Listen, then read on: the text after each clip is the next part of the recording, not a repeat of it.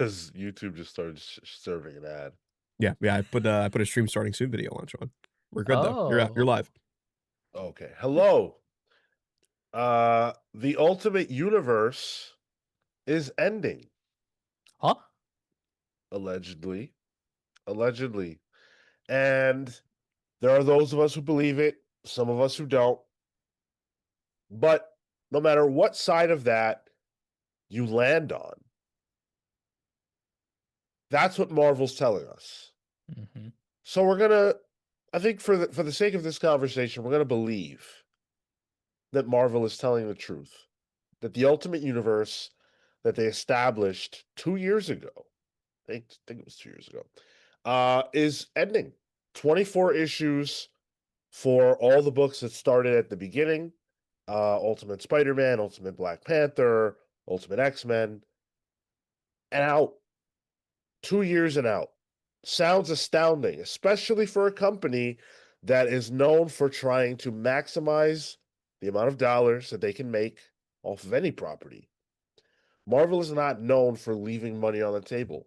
And yet here we stand in 2026 looking at a Marvel that says consistently, defiantly, no, it's over. It's over.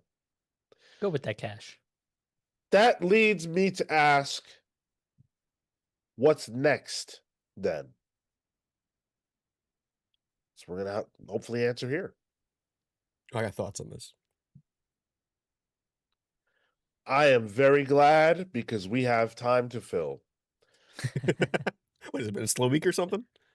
No, but this is our time slot. So if you didn't have thoughts, this would be a very difficult thing to do today. That's a hard Different thing show. to do with podcasting. If you don't have thoughts on something, you can't really podcast. Can't. Good thing we are here to have thoughts.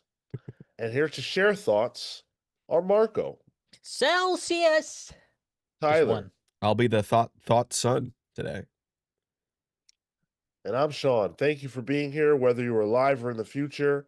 Make sure you smash that like button Smack. if you are ready to have a good time. There are a lot of people who are about to be snowed in this weekend, about to have, snow fights, make snow angels, those kinds of things. In all seriousness, make sure that you protect yourselves, be careful out there. Safe. I choose not to believe, just like some people don't believe that the Ultimate Universe is ending, I choose not to believe that there's actually going to be any kind of great big snowstorm in New York. Yeah. I'm not falling for the banana in the tailpipe. They've tried to sell us this shit many times. I think it's a scam. I think they're trying to make money off of more, Ooh. sales of things, Ooh. groceries and whatnot. Ooh. I think it's all a scam. Put that tinfoil hat on, Sean. I got it right next to me. How much do you think we're gonna get in New York? I don't know, 6, 7 inches. Yeah. Even if it's 5 inches. 5 inches is a lot, guys. I've been told it's a lot. It's really big if it's 5. So it's a very sizable amount. Yeah. It's more than average in New York. So even if it's that, it could be a lot. I fell for the hype. I went to the store yesterday. I went to BJ's yesterday. The way that everything was empty at a big box wholesale kind of like that. I know, like, at worst, I'm only gonna have like one day where I might have. I didn't go shopping. I have nothing in my fridge right now. You know what? Dude, I'll be fine though. And if not, I get a free fasting day. Nothing's gonna happen. Yeah, no, I'll go out. I go to the bodega. They're gonna be open. Yeah. They're like, hey, see this 2 inches? Yeah, no, they have like heated sidewalks or whatever. Dude, there could be 30 inches of snow outside. Every bodega will be open. Every deli. Yeah. I'm still gonna get my sandwich. Like nothing. This is gonna be fine. I believe I will be okay. Much like I believe that the Ultimate Universe is not okay at the end here. Trying to bring it back, guys. I'm trying to bring it back. That was a little heavy-handed, but a little okay. bit. Not my. It's your forte. So we've had a good 2 years with the Ultimate Universe, and I think anyone who's familiar with Marvel would not have assumed on the outset that it would be 2 years and out. that the Maker's arrival, his return from the dome, would actually herald the end of the stories. Mm. It's hard to believe, but Popverse had a bunch of interviews that they did with creatives behind the Ultimate Universe, and we've referenced them over the last few weeks. One of them that dropped a little after our point of referencing these was with Dennis Camp himself. Mm. And I thought this was really interesting because Dennis Camp has been telling us, hey, it's over. It's a bummer, but it's really over. I can't believe that Marvel has the balls to do this. Mm-hmm. Wonderful. This is what Dennis Camp had to say to Popverse January 9th. This was written by Jules Shingreen. So this is the interview. Quote, I've said this before, but there was talk that I was going to continue on past 24 issues. I was planning on continuing for a while. And then there was going to be like a new wave of books that launched, but there was always going to be an ending. Like, not that my run was going to end, but that there was going to be a culmination of everything that my run had been building towards at issue number 20 around this time, around 18, is basically when I thought it was going to be. And then there was going to be, then I was going to continue doing more stuff, and then we decided to end it. He also said, I would have liked to see an Ultimate Guardians thing, of course, because who doesn't want more of that? So there Dennis Camp is, the writer of the Ultimate Universe, the guy writing Ultimate Endgame, the person spearheading this whole thing, saying that there was a point at which he was under the impression, based on conversations, talks that they were having, that this would continue on. So, just before we dive into the full conversation, I challenge those of you who believe that this isn't true. Why would Dennis Camp? Well, for those of you who believe it's not true, but also those of you who believe that this was always the plan, why would Dennis Camp say this? Yeah, that's my issue with people who think like this is the plan all along. You can tell there's been a hard left turn somewhere in here. You Dennis Camp felt pretty it. much just said it. Sean, did you get to Ultimate Black Panther this week? No. I mean, I won't spoil anything, but like that was the final issue of Ultimate Black Panther came out this week. It was the first one of the Ultimates line to actually finish. And guess what? They introduced new characters at the end and cliffhangers for a story that's supposed to end. I ain't buying it. What? Yeah. And it just seems like none of the teams really knew it was going to end. Some of them had enough of a landing to try and wrap things up. Some of them, like Ultimate Black Panther, felt like it was really rushed at the end. Like 23 was like, okay, we're at our we're close to a climax. 24 was the denouement. There was no climax. We skipped it in between months. Oh damn. So it just that there's no way creatively that felt like it was always the plan. It from what and from what Cam's saying, right? Like the fact that there's a wishy-washiness is also odd. That it feels like the company said, "Let's see how this does." The first maybe year or two, because I feel like the first year, the first couple of issues, we were pretty hot on something like Ultimate Spider-Man. We were pretty hot on to varying degrees on X-Men. You know, like to Ultimates, I think is the one that has been consistent, and Yeah. so uh, it does feel like okay now that this has changed for the company, the disruption was felt in the quality of the book, was felt in the way that the story was being told. Like now that I'm thinking back, you know, why did we in Ultimate Spider-Man leave New York to go to the fucking Arizona desert or wherever it was? You know, For like like 4 issues. Yeah, like what was that? You know, it definitely does feel like there was an attempt to, hey, we're trying to understand how we want this thing to play out, so let's meander.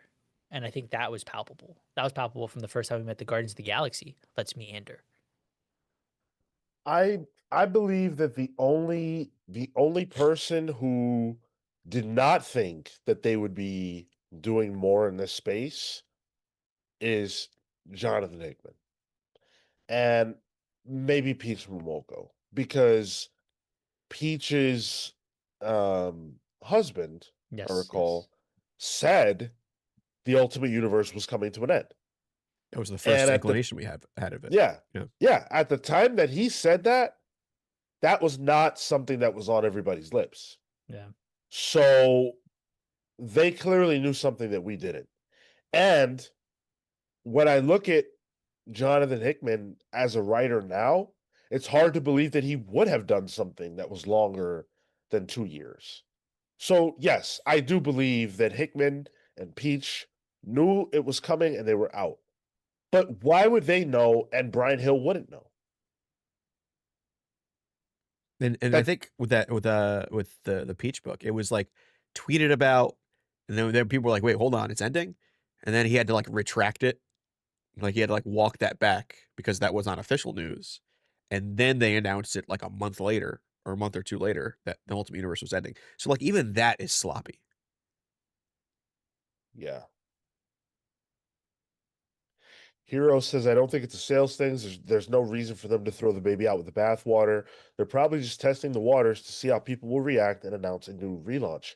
But think about how that sounds, dude. Yeah. Right? Like that sounds like you're fucking with your audience. And to what is the gain? I don't think it's a sales thing either, in the sense that I don't think Marvel is getting rid of this line because it's selling badly. Absolutely, that's not true. For the most part, the Ultimate books outsell their mainline counterparts. So if that's the case, in my mind, Marvel would be inclined to do the opposite, which is not end it. So if we can take them at their word, which is, at this point I'm not doubting that it's over, I'm really struggling to understand the why. And just a quick clarification. It was the Ultimate X-Men translator Zach Davison. I just went back to try to find the quote, where he says at issue 18, we're still working on this issue now. We have 6 more issues to go. If you haven't figured that out yet, this is the story we're telling. And concluding, I mean, things can always change. And then Peach's husband Yo came back being like, "Hey, Got sorry, it. I don't Okay. know, I don't Right. know, Yeah. I don't know why Zach said that." Yeah. The husband was the one keeping kayfabe. Yeah, yeah. He's like, Got it. "Oh, Got what, it. Zach? What you talking about? You crazy?" Yeah. That is bizarre. Not only is it bizarre, it's a bizarre thing for Marvel to do. You know what sounds like Marvel? What Dennis Camp talked about. Them launching more number ones out of this. Yes, yes, Marvel wants to exactly. have a number one. You know, that's what people complain about in the comics. You know, oh, they launched too many books or relaunched too many books.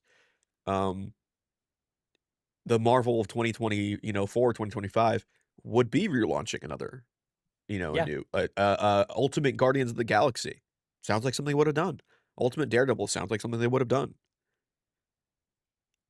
and I think that's where a lot of the confusion also lies, whether or not Marvel's being clear with their communication. There's an expectation that's been built by Marvel themselves to readers to say, whatever happens with the story or whatever happens with the creators, any wrap up doesn't necessarily mean a wrap up. It means we're going to launch with a new number one because we got to get more people in on that number one. Yeah, and that's not Marvel exclusive. DC does the same shit. They've launched new absolute titles. I don't think there's anything wrong at all with the idea that Marvel would have continued the line. 100%. Absolute line is continuing. I'm not here to bash Marvel. That's not abnormal. It's abnormal that they're not continuing on. Right. Yeah. Ultimate Incursion, the Dennis Camp, Cody Ziegler written book, Oof. felt like nothing. I'm even re looking at that book and kind of thinking, was that always the plan?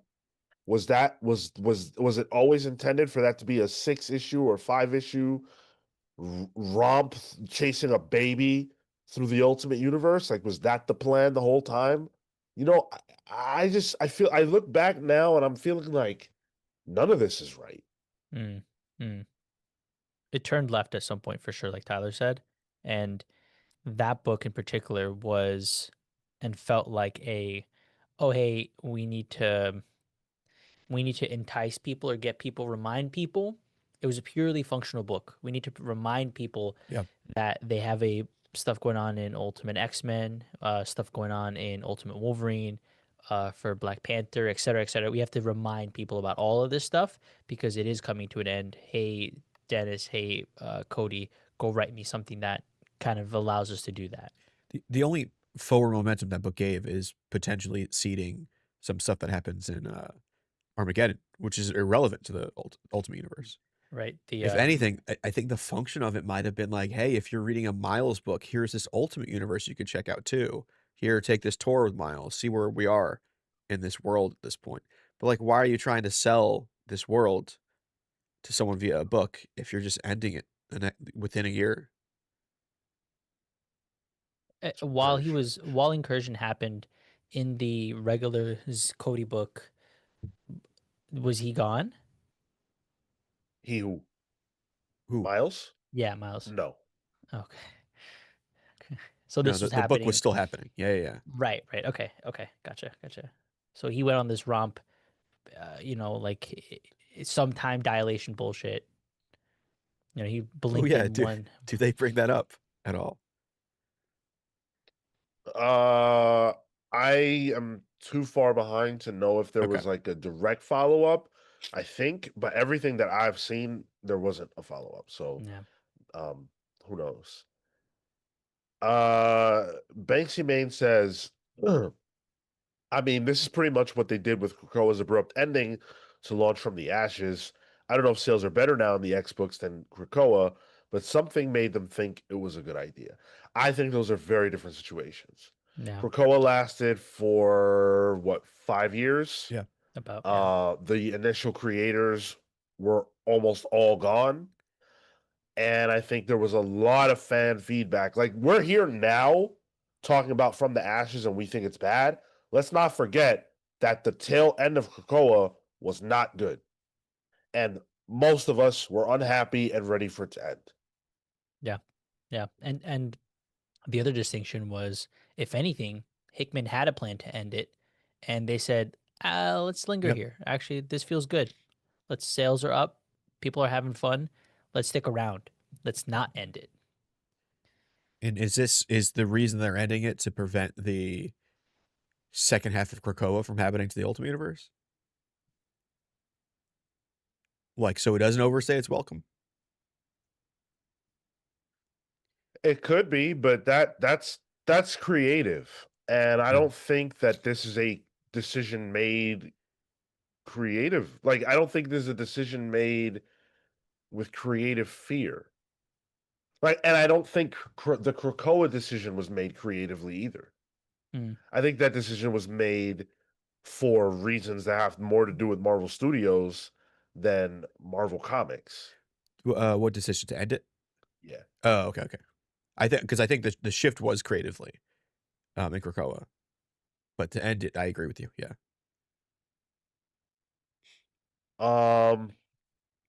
I think the universe, Robert says, I think the universe is too reliant on Hickman's vision, and the idea of going to Incursion to Endgame in real time makes the individual books reliant on those ideas, so no other writer wants the job. I don't agree. I mean, once the incursion or once the dome opens and you defeat the maker, the world is your oyster. Mm-hmm. Dude, not to spoil Ultimate Black Panther that came out this week. They talk about what happens after the Maker. Oh my god. Wait, They after? there are characters that are like, hey, the Maker is there. Things are happening here, but there will be a world post it. We need to be ready for it. This is Huh. explicitly stated in Ultimate Black Panther. Hmm. What world? You gotta be living in the gutters like a sort of crisis events. Like you apparently won't exist to tell this story. That'd be deep, dude. That'd be deep. That's crazy. Yeah. There's 2 new Wow. characters that talk about a explicit post-Maker Ultimate Universe Like and status newly quo. introduced Yes. in that issue. Yes. What the hell? And when you say that, it makes me think about the fact that they introduced the fucking Ultimate Daredevil, like what, 2 weeks ago? Not literally, but in the Yeah, yeah. Ultimate Universe, 2 years in, they introduced Ultimate Daredevil, a character we're gonna spend no more time with. Yeah. Yep. And I have on the screen the variant for, is it next week's or the following month's Ultimates, where it's the Ultimate Ghost Rider, who we've not even introduced to him yet, but he gets a whole variant cover, and Who the fuck is that? he has a gun and he rides a Cerebus. Who is that? That's Ultimate Ghost Rider, Sean. What the fuck? He has a flamethrower. Yeah. Don't worry, you'll get to him eventually. Wow. Wow. I don't know what is going on here. This guy's rad too. I want to see this guy. So before we talk about what's next, I feel compelled to ask this, even though we're gonna have this conversation at face value regardless. Do you think it's over? Is the Ultimate Universe really over? The universe isn't. Something will persist, something will continue, but I think that the story of the Maker will come Yeah. to an end. It's really the end of the Maker arc, and I think that's been bad communication on Marvel's part. I will be shocked. Still, Marvel is telling me this is going to end, and I will still be shocked when I see the end. I think we get a definitive ending to the Maker story. I agree. That's what Hickman's been doing this whole time with Dennis Camp as Yep. well. Hickman started it, Dennis Camp kind of continued it and ran with the ball. Sports analogy.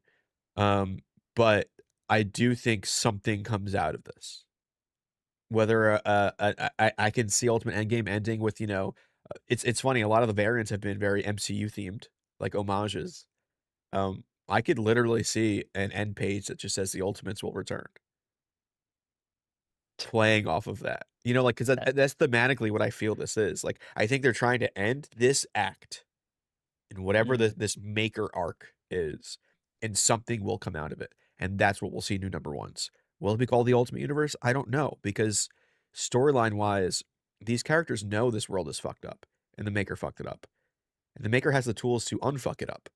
So I'm wondering if they had those tools to fix the world. Quite literally fix the world. These stickers Dennis Camp gave me.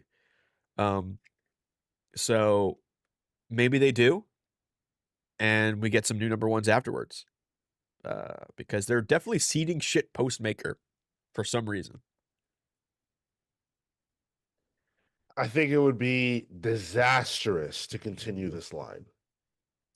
Not because it's been bad, not because there's no story, but because they have gone so hard to tell us it's over. The comparisons that, we all made to Ultimate Endgame. When Ultimate Endgame was announced, a lot of people thought that the universe was ending, as if the name implies that there can be no more story. That's not the case. Of course, there could be more. The problem is that Marvel themselves have said that it is over. If they continue after they have gone down this road of messaging, it will be a disaster.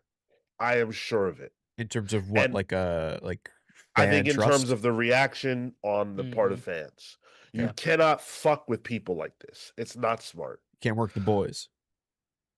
No, you can work the fans. You can absolutely work the fans. You cannot work them like this. There's way too much at stake. Because the other side, right? The other side of the street is having an insane amount of success with their micro line and their messaging that has all been clear and consistent. You've got Scott Snyder out there with his trumpet going to every fucking block in America saying, hey, here are the spoilers for what's coming. We're very excited. Ha ha ha. Meanwhile, on our street, on Marvel Street, They're like, hey guys, it's all over. It's coming to an end. Hope you had a good time. If they don't motherfucking end this universe after all this talking, I'm banning the Ultimate Universe from my life. Done. Done. Over. Really? Yeah, trust is the most important element. Man, I want new number ones after this. I want to see creators kind of get into this Ultimates line. I want them to take their actual stab at what the Absolute books are doing in Marvel. But see, if we get a number one after this, I'll be frustrated. I'll be hesitant.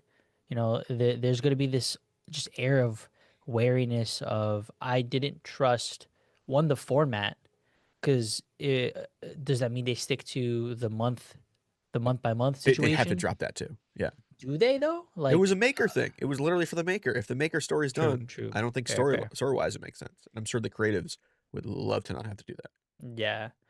So but there are aspects of it that have been spoken at me by Marvel that I don't trust them to be able to execute cleanly. And I want to be engaged by whatever the new number one might be. I don't trust corporations already. If I assume Marvel is lying to me at every step of the way. So this is not news to me. If there's a new number one after this that has Ultimate branding in some way or another, if it's like Ultimate Avengers or something, and it's got a good creative team, I'm gonna still be excited for it. You know, fool me once, shame on me. Fool me twice, can't be fooled again. I will be fooled again, and that's just the way I am with Marvel, and I am aware of it. Atomic Cow with a 9.99. Thank you, brother. That's a reminder that super chats are open. We've got the goal for the GOAT game. This is our first super chat so far in the hour. So if you guys want us to play the GOAT game, if you want us to spin the wheel and all that jazz, we've never missed a game since we started playing it. Don't let 2026 be the start of that. But Atomic Count says the Hickman story will end. The ultimate branding, no chance. Great discussion and topic as always. Thank you, brother. Appreciate you. Izzy's Issues following up with a 5 spot. Thank you, Izzy. And hope you had a good time at the Back to the Future live show yesterday. Nobody else I'd rather have in my ear while I finish the storm prep. Our area ran out of salt on Thursday. No Wow. way. You need that for Wow. cooking. What the fuck? Praying What? that everyone stays safe. You stay safe. I hope you stay safe. Be well. Be warm. Yeah, watch out for ice. No salt at this point. That's gonna. Oof. Wow. We got over 110 of you. Make sure you smash that like button. Hang out with us. We're having a great time this morning. If you're snowed in like we are, or prepared to be snowed in, there's no better place to be. Holler and Matt says they're going to end it, wait a beat, and remove the series. Kind of sick of Marvel's bullshit. Remove this series, but then see What do you mean Fox remove the Task. series? I'm assuming that means like that's it. The ultimate line is out the door. They said that last time What do you mean? during after Secret Wars. Ultimate Line's done. Like it is a brand that will come back. I think it'll come back within a year. Like I think thing. I see. You're saying that the ultimate brand can come back in a cyclical fashion. Not can it, but it will. Like this is what they have. This is their branding for it. Whether or not this universe dies, there will be another Ultimate Universe within our lifetime. You know, like, They but broke the that's glass for that. yeah, but like that's not what I'm saying. Like I honestly think like these characters probably will continue. Whereas that original Ultimate Universe died. Heroes here says to me, Tyler, it's not about us wanting it to continue. It's all about the sabotaging of the stories we have so far in order to reach the ending. I don't want it to end with all they are doing. I have no something, but I get the gist of it. No, I'm with you. I think creatively it sucks. And creatively it doesn't make sense. Like the books I'm reading don't make sense to be ending. And so I think there is a fuck up happening somewhere. Flo Dameron with 4.99. The Ultimate Universe will be replaced with the all new, all different Ultimates. I hope not. Let's go. It would start mixing, matching, just slogans. Butter flaky cruise. I love Crust. buttery flaky crust. I love seeing the new names in the chat. I love when you guys break lurk for me. Says minus 38C here in Canada. Thanks for keeping me entertained with this live while I hibernate. Hey, so minus 38C, right? Celsius. Yeah, let Marco. Marco's catchphrase over there. What's that in Fahrenheit? Because I'm a dumb American. So I want to know Gotcha. how cold it is for you. That's negative 36 degrees Fahrenheit. Wait, how is negative 38 just negative 30? Like, why is there just only two differences? Marco, what the hell? I'm trusting Google on this one. No, it's what? There's no way. There's no Temperature, way. negative 38. Celsius. That's what it's giving me, dude. That's what it's giving me. See, this is the kind of shit we're dealing with. This is why AI is going to ruin the planet. We say, what is minus 38 Celsius in Fahrenheit? Marco goes to Google and accepts the first result. Well, There's no way that's right. There is a formula. Let's see. Of course there's a formula. It's C, okay. Times 9 divided by, what the fuck? I don't understand math. That's what I got too. It doesn't make sense to me. You know who I know? I believe that Kyle, the Zenith, will know the answer. I believe Kyle will know. No, looks like it's right. It can't be right. F and C cross the same temp at negative 15. Wow. Oh. Yeah. I I've didn't just know never seen cold that cold. I didn't know the math started the mathing out that way.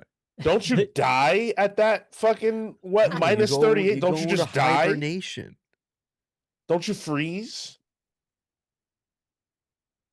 Wow. All right. Well, sorry, I shit on Marco for no reason. Damn, No, you're right look at though. that. Google is shitty now. Wow. It's all Gemini powered. I hate the fucking AI answer it gives you first. It's never right. Yeah, that shit has been wrong multiple times. Yeah. Validate. Sorry, Marco. JetX2 with the 5 spot says, I give it at most one whole calendar year before they bring back some sort of continuation of the line. Yeah. But at that point, no one cares. Right. Right. Exactly. Like, you guys, you got to think about this from a business standpoint. You know, like that doesn't make any sense. If you relaunch and it's something completely different, okay, fine. But if they want it to be a viable success, taking time off is not the way to do that. Nor is replacing it with something net new. Like you have to do all the heavy lifting of reintroducing, of picking the right teams, of figuring out whether or not the audience wants it. Like this was something bankable. This is something that people are familiar. You can get new people in. You can bring old people back, and it feels like it'd be squandered if you just let it go now. You let it slip through your fingers. And think about how timing works with solicits. We finally got the solicits to the end of Endgame. We got Ultimate Finale. All that's solicited. Next month, if we get solicits for May and there's absolutely nothing, there's lost money right there immediately. Yep. Yeah.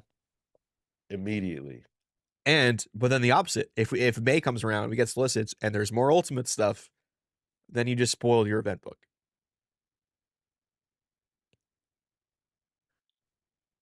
I mean, so yeah, talking about what comes next, like I don't see how you get rid of the micro line that's working incredibly well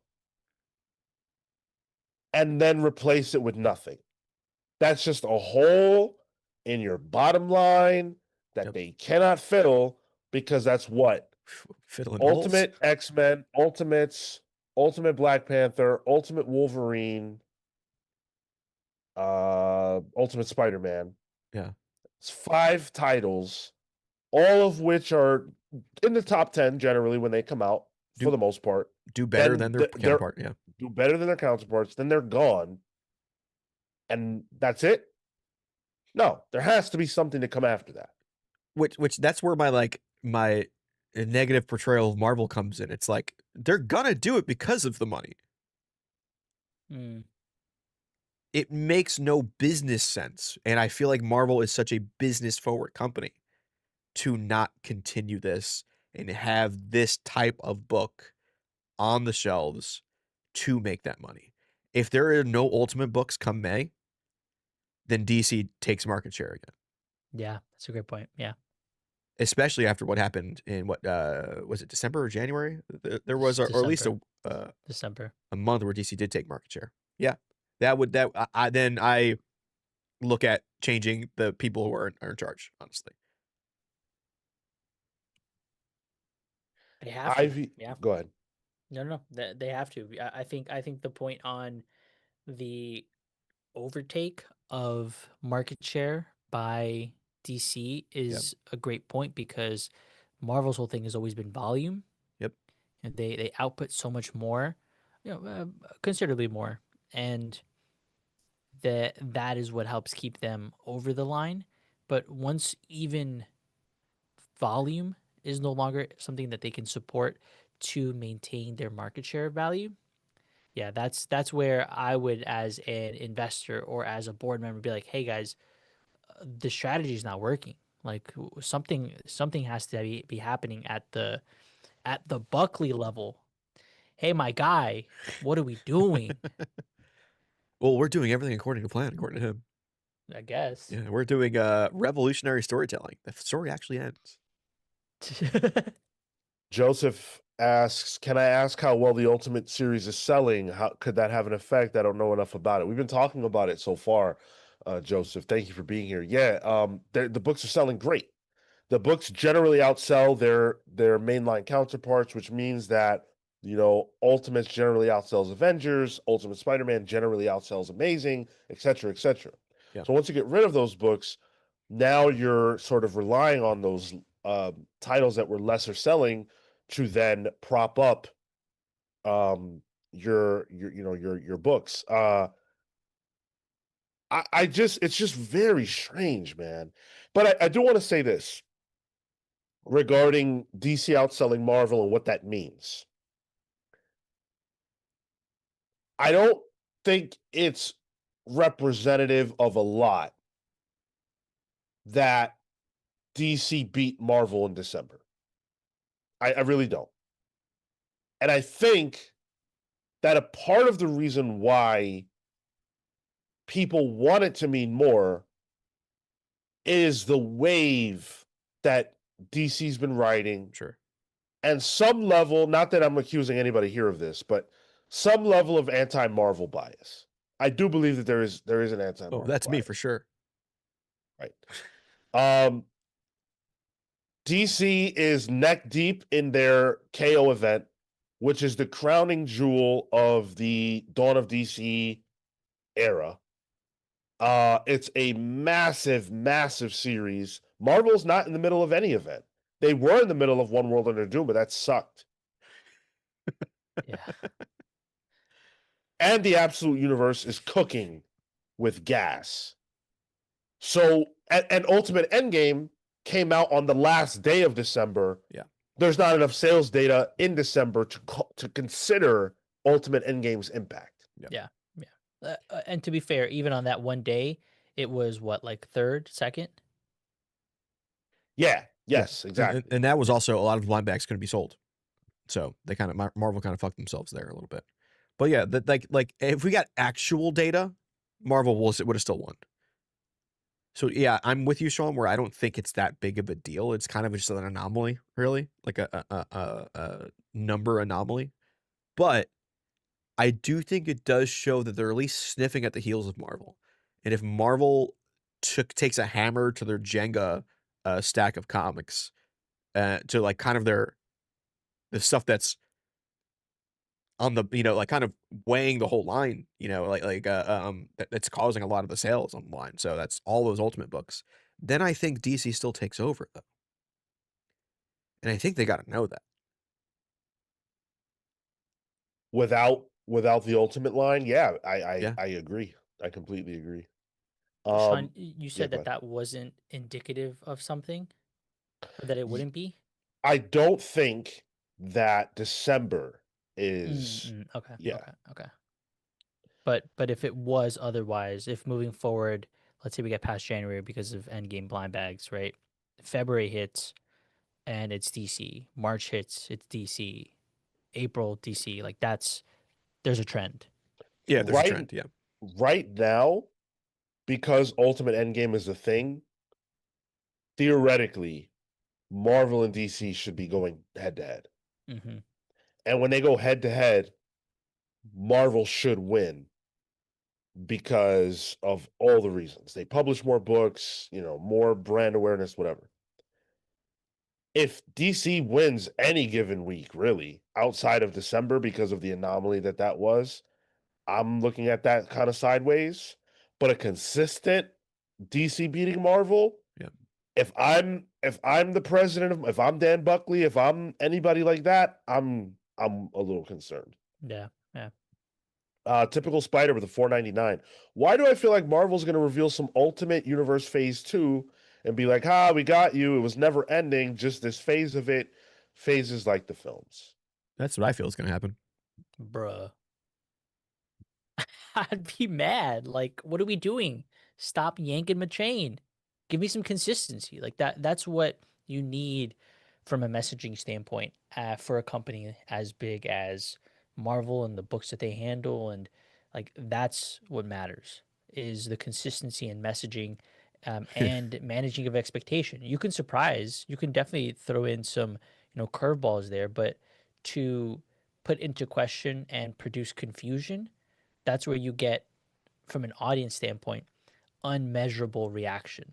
And that's not what you need. You need to be able to expect how people might react to something, whether good or bad. I think those polar opposites, at the very least, allow you better like data, better insight into how audiences are reacting. It did, Ivy Moon. Sorry, I was trying to read it, but I got sidetracked. The origin boxes are involved in the Armageddon event, says Ivy Moon with the 199. Thank you so much. Yeah, and that is true, but I don't personally think that those origin boxes are more than a means to a mainline end. Yeah. Like, I think that that's leading into a story that, obviously we know about Armageddon and everything else. I don't think that then loops back into the Ultimate Universe. No, But I could be wrong. that's I feel like that's specifically just for Armageddon.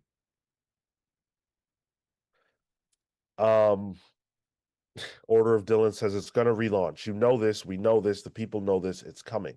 Okay, but here's a quote. I'm gonna read it again. I have to. There was always going to be an ending. This is from Dennis Camp. There was always going to be an ending, like not that my run was going to end, but that there was going to be a culmination of everything that my run has been building towards at issue 20 around this time, around 18 is actually when I thought it was going to be. And then I was going to continue on doing more stuff. And then we decided to end it. And then we decided to end it. Mm-hmm. Not from the beginning we knew we were going to end it. Not we're ending this phase, but there's more to come. Then we decided to end it. If he's saying I was going to continue, then we decided to end it, and then he continues, then Dennis Camp is a liar. Liar! Or it's just saying we decided to end the Maker story. And that's what it is. That's not what he said. He said there was going to be an ending, not that my run was going to end, but that's a culmination of everything that my run has been building towards. What has his run been building towards? The Maker. Yes. So he's saying there was going to be a culmination to that. And then there would have been more. But then he goes on to say, and then I was going to continue on doing more stuff, and then we decided to end it. That's definitive. Okay. He's not leaving any room. I don't care. If they go back on that, he's a liar. I don't care if he's lying then. You don't, Tyler, but I do, and other people do. I'm saying that's a problem. If he's just lying like that. And this was a Popverse, right? Yeah. Here's the thing, though. Popverse is also doing a lot of those Marvel interviews about the Ultimates. They get all those Ultimates interviews that are very, like, we had that one where it was like all of the exclusive people saying how big of a deal this Ultimate Endgame is. that felt very PR. They all said that the universe was ending. Yeah. Yeah, yeah, and it was everyone who was exclusive doing a good chirping for Marvel at that point. Uh, I don't trust a Marvel Popverse interview to not just be what Marvel wants them to say. But Dennis Camp's not exclusive to Marvel. That's fair. That's fair. But I still don't believe it. But is there not a responsibility from an organization like Marvel, whether or not we expect of them, to provide clarity on the narrative that that they're putting out as it relates to the entertainment that we're enjoying? What do you mean? Yeah, I think it's dumb. I think it's a really dumb thing to do. I don't understand it. It Jay feels like say, damage control to me. but what? But the damage is caused by them. That doesn't make any sense, bro. Yeah. That The doesn't make damage is sense. they let something slip. We reacted to it, and they were like, "Uh-oh, that wasn't the right thing," instead of kind of sticking to their guns. But Marco, I got to double down. They didn't let anything slip. We were all three of us. I feel like I'm in a delusion. We were all three of us in a room where Dan Buckley said explicitly, "This is over." That's what he said in the room. Nobody slipped. He said it.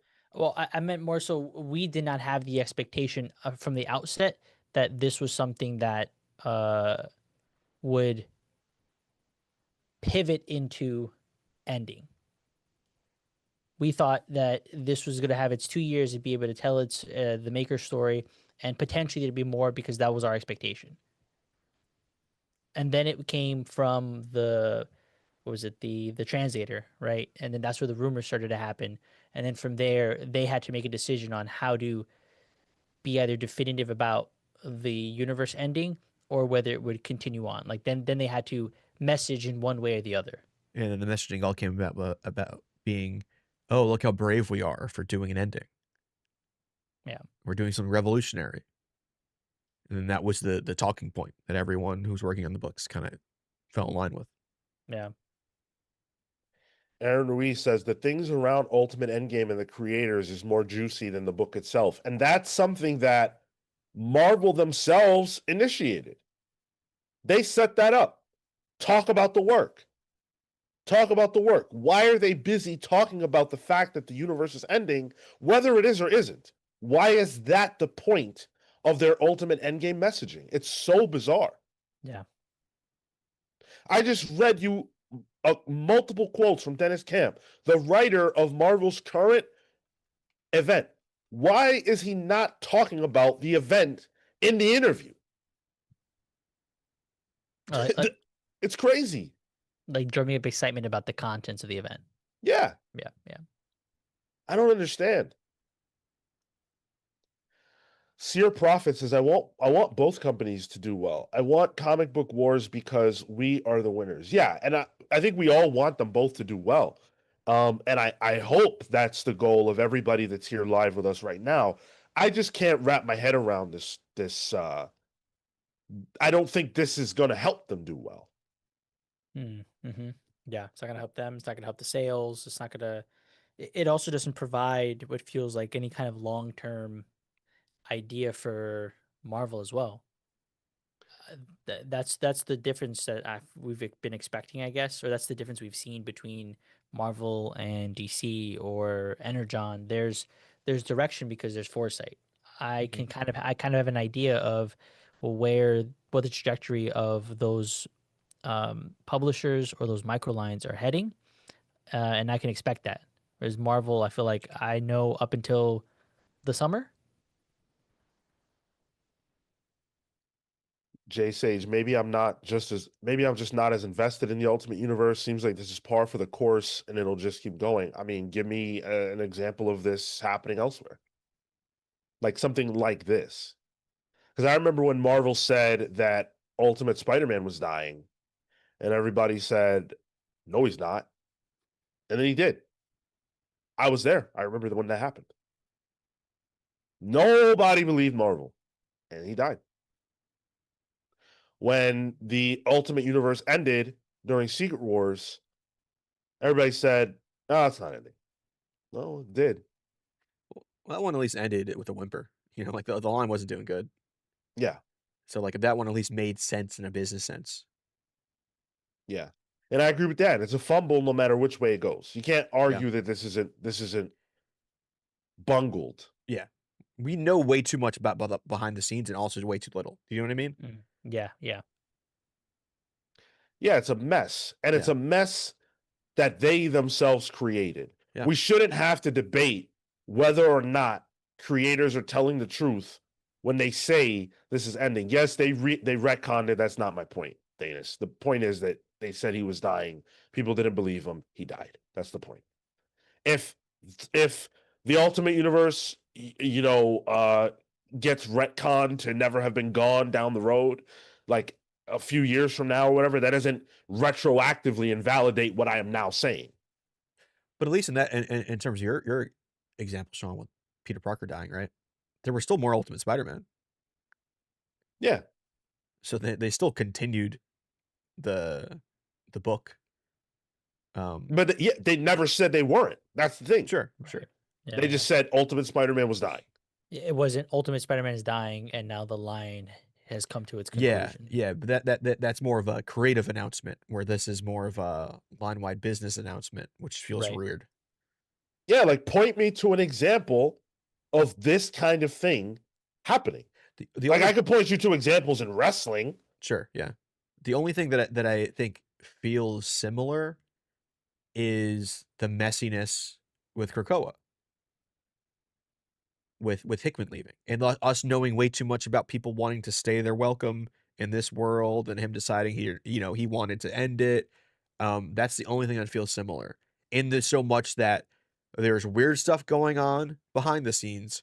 We are getting peeks at it, and we can tell something's off that is bleeding into the creative that I can see. Does that make sense? I mean, I hear you, but it doesn't reference It's not what one-to-one. we're. Yes, it's not even close. It's not even. There's no, to my knowledge, and I want to be smartened up today. There is no equivalent to this action. So for everybody saying, "Oh, it's a work," this is comics. They've done it before. Show me where. Just show me where.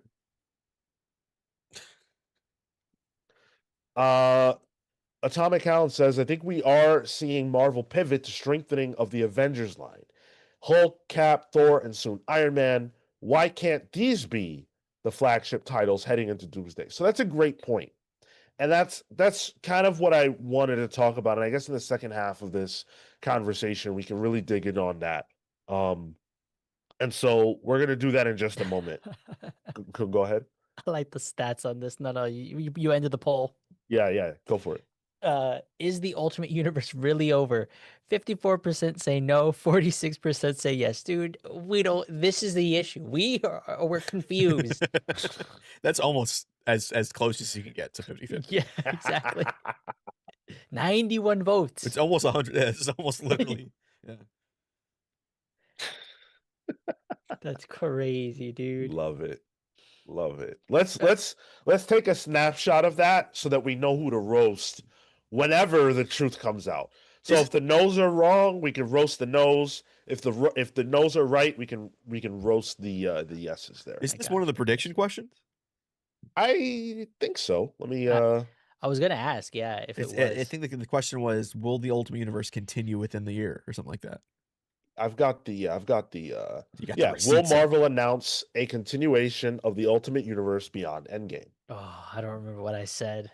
I'm not going to tell you. I said yes. Not going to tell 10 you. toes down, yes. I might have said yes. I might have said yes. No, I think you said no. I don't remember now. Fuck.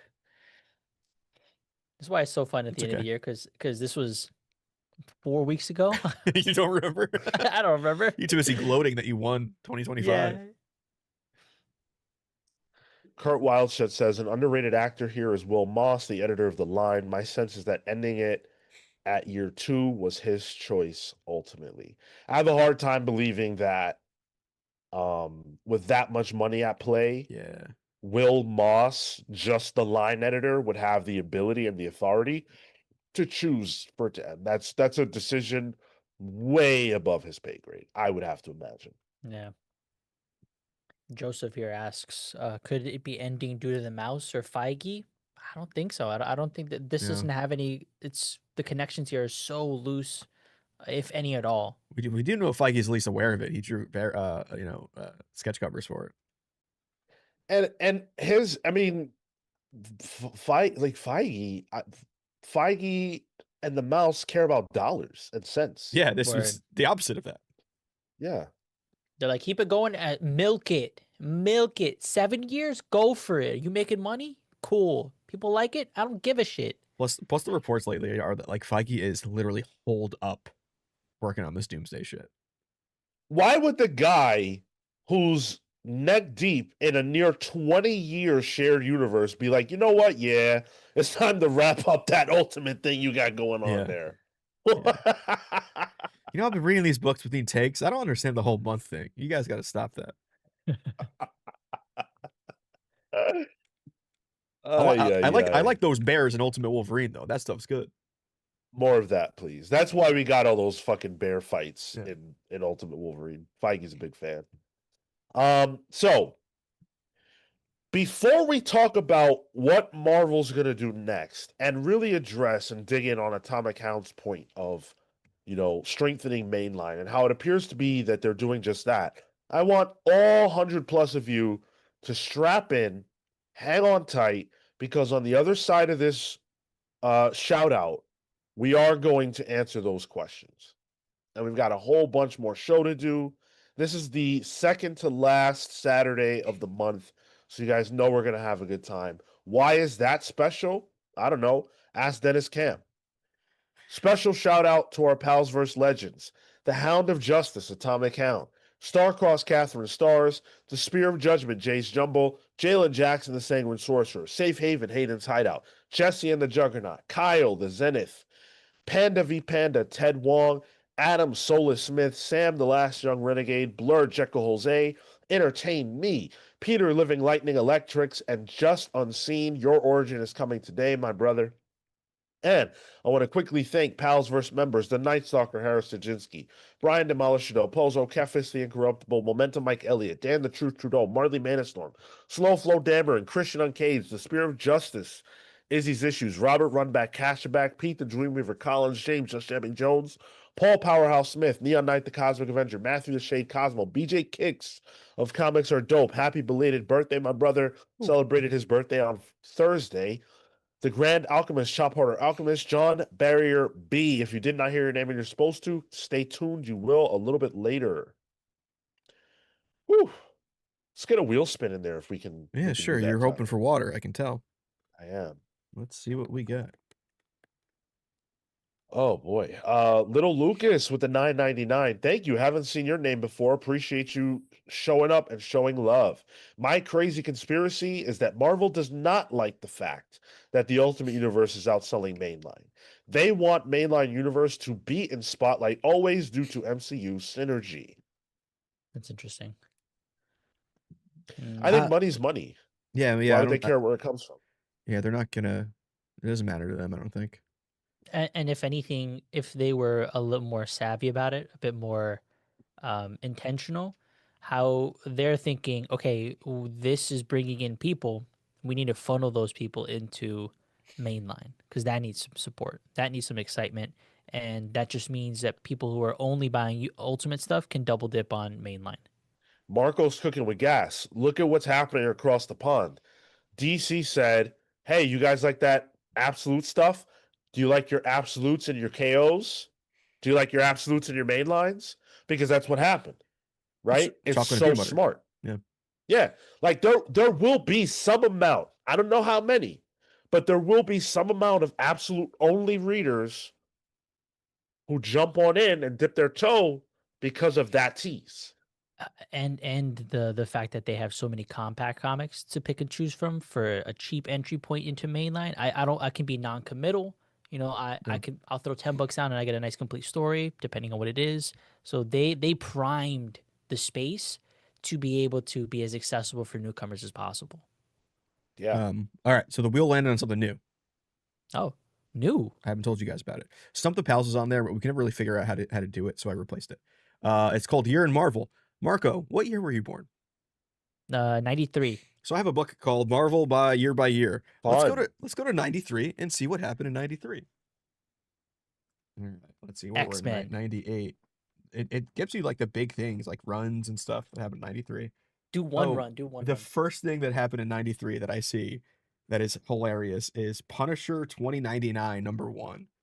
It's this Punisher with like the weird ass. You're all Oh blurred. hell no. Yeah. So that was the introduction of that. So not only were we introduced to Punisher 2099 in the year 93, so was Marco. Wow. Wait, did that say what month? It doesn't say the month. Oh yeah. Okay, February. Okay, what month are you? Do November. November. There's There we nothing. go. October, November. Oh, Fatal Attractions. Oh, cool. Yeah, An so X-Men Fatal event. Attractions, the Wolverine, that's when he gets the he goes like feral, right? That's when I think isn't that when Magneto rips his adamantium out of his body? Yeah, and then he becomes feral and he has like the bone claws and there's like a gross version Oh, of him. cool. Yeah, which actually I think that tracks that would happen the same time that Marco was born. Oh, it ended in 93. That's where it ended. Yeah. Cool. Cool. I like that. That was fun. I like that. New segment. Yeah. Check and throw out, dates once we get past, Sean and I's. Holler and Matt with the 499. I don't trust the Marvel anymore. It feels like no story matters. There's no consequence to any of these events. Well, let me say this, Matt, as someone who's been frustrated with Marvel as well. I'll say this. First of all, ebbs and flows, man. These are businesses and they're going to have ups and downs. Yeah. Second of all, the stories do matter. Whether quality or not is a different subject. One World Under Doom, to me, was dog water. Marvel's follow-up to One World Under Doom has actually been pretty cool so far. Dungeons of Doom issue 1 was great. Will of Doom I thought was really good. Captain America issue 6 was okay, but that's been a strong title. And Chip is in charge going forward. So I think now is actually a really good time to start feeling a little bit more confident in Marvel. This Ultimate Universe stuff notwithstanding. But if you believe Marvel, if you believe that this is ending, there's no problem for you. Just let it end. Just watch it end. And to all those characters you called out, everyone's kind of in like a transitional state. Thor is not Thor, right? Like he is, but he isn't. Got Infernal Hulk, the stuff with Cap, and then Iron Man's going to be different. So it feels like they're slow playing the Avengers right now, which I think is a good thing. Yeah.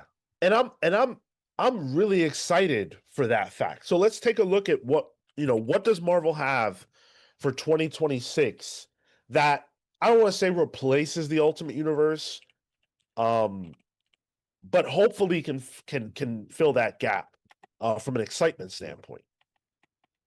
The Avengers, Cap, Thor, Iron Man, Hulk, all in great spots. Iron Man hasn't launched yet. That's this week. But I trust Joshua Williamson. Yeah. I think he's going to knock that out of the park. Carmen Carnero too. Yeah. Carmen Carnero as well, who did excellent job on Exceptional X-Men. Yes. That's 4 titles right there that I think are pretty bankable. 4 characters that need to be in that kind of spot. The Avengers title itself is getting a new writer and a new artist, theoretically a new artist, new creative team. Who do you guys think that is? I was just looking because Marvel's full April solicits came out. Jed MacKay's run ends in March. There's no Avengers book in April. So they're taking a month off of the Avengers title, which feels weird. I feel like they should have just relaunched now. Because now I don't know how long they're going to be off. But there will be a new Avengers team on there.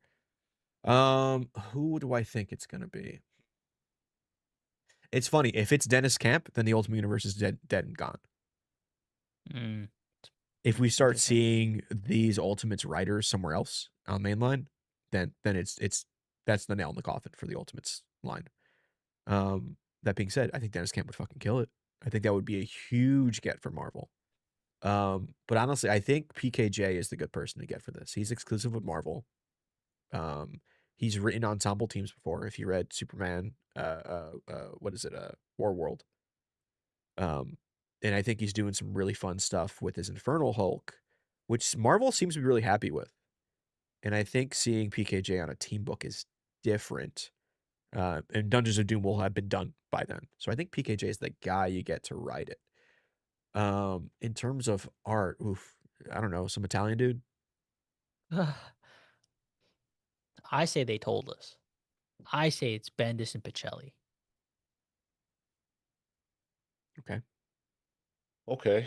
I think I'm off the Bendis Avengers train. I think if it were going to be him announcing that alongside his return to the title with 800 would have made sense. I think I want to say Chip Zdarsky. Chip, Yeah. it just seems to make sense. Like if we're talking about a realignment and if we're talking about righting the ship, then I really feel like getting the person who is sort of directing the line should be the writer of the Avengers. The old Bendis method. Yeah. I'm not against that at all. And has Chip done he did Avengers Twilight, which was rad as hell. Oh yeah. Which was done years ago. Probably done 5 years ago, even though it only ended like last year. It was done in 2018, I think. Oh yeah, I don't forget how time works. It was during Trump's first presidency. Yeah. So yeah, I think Chip taking a stab at a team book that big is pretty interesting. I don't know, man. It just feels like he's doing his stuff on Cap. He's kind of coming back into the fold. I think they're going to give him some time to acclimate. Here he has 3 books. I guess yeah, true. Yeah, he's acclimated. He is in the water. He's in the pool. Hayden's Hideout with 10 spot. Thank you, Hayden, so much. Hayden has been, if we did this, I would say Hayden's been the MVP of the month. Between all the post pals and Yeah. the super chats and the sponsored book club and just everything else. Hayden, you're an MVP. Hayden says, "What's next for me, Marvel wise? Daredevil, Punisher, Deadpool, giving it a shot because of Percy, Darth Maul, Imperial Guardians, Wolverine, Armageddon, and Captain America. Hell yeah." Yeah, I think there's I'm one of the guys that doesn't like the Marvel slander that's been happening. Slander feels like it's orchestrated, but like there's a lot of negative energy towards the Marvel's line right now. Like, oh, it's not cohesive. Oh, there's no big books. And I don't disagree, but I think there's a lot of good that people aren't paying attention to. And Hayden named a lot of them, notably only one X-Men book. We don't talk about X-Men. We're not talking about X-Men at all. That's the stepchild we don't talk about right now. But like those are good books, and then even like Jed McKay's Moon Knight is still continuing. Like that's another book that's phenomenal. So I think there's a lot of good books out there. It might not just feel like there's a lot of glue keeping those books together in a universal sense. The cohesion on it. Yeah, I agree. I think Marvel does have some good stuff going on. I think a lot of times it does get overlooked. Part of that is because Marvel's biggest properties are in spots that people are unhappy with. Yep. Spider-Man and the X-Men. I think if those two things are off, people will just not. They will feel like Marvel's off. And I get that, but there's a lot of good, I think, that's happening in that space. You give me Chip Zdarsky and I mean I know that Stegman is off X-Men. Yeah. Maybe he makes the jump over to the Avengers. That would be cool. Just somebody fire on the art side. It's funny. This is also feeling a lot like Bendis-era in the sense that the Avengers line is getting propped up. It looks like now. During the Bendis-era, you know what was happening with the X-Men? That was post No More Mutants. It was kind of messy. The line was weird. Spider-Man had a brand new day, which was messy for some people, and it was a big status quo change. So Spider-Man was in a place where people didn't really like it similarly. So I think we're almost in a very similar time to back then. And if we can see a real strengthening of the Avengers line and the subsequent solo titles there, I think that's a good place to start. Yeah. Yeah. And I do think that I look at Marvel and I go, yeah, they're primed to dominate once again. But how do you replace the Ultimate Universe? Does it have to be replaced? Do you replace it with a micro line? Do you come up with a new micro line? Or do you just take these creative talents and just pluck them into your main line I don't think it and works. let them cook? No, I think that works for us. Something like that would work for us because we're already in the line. You know what I mean? I do think they need something akin to Absolute that is an introductory place that people can get in from the ground level. That is what the market is asking for. And Marvel would be dumb not to have some kind of answer to that. I think they broke that. They broke that trust, and they already broke that glass. Like they hit with that little hammer to be like, ultimate, we're doing that. That's our micro line, and in my mind, any subsequent micro line after this is going to be secondary to this. Going to be secondary to mainline. Like that needed to be priority, same way that Absolute's been priority. But And yeah. but is it if the objective is a place where people can get in on the ground level, if they start there, they wouldn't have known what came before it. So who cares if they broke promises beforehand? But I think the thing is, then I don't have faith that it gets executed well. Uh, it's being so recent, the ultimate line and its sort of fall being so recent leaves a bad taste in people's mouth. Sure. Yeah, I think what it's just like we saw what happened. Like I don't expect this line to have any longevity. At least with Absolute, Snyder, who is running the line, Mm-hmm. said, "Hey, I got what do you say, like 30, 2 50 years at issues?" least. Yeah, he actually gave it like a time limit. He's like, "Hey, this is what we're committed to." Yeah. Marvel ain't ever doing that. But they need to, man. They're And not. that I think is the thing that has to be learned is you have to commit to a long-term plan because that provides success.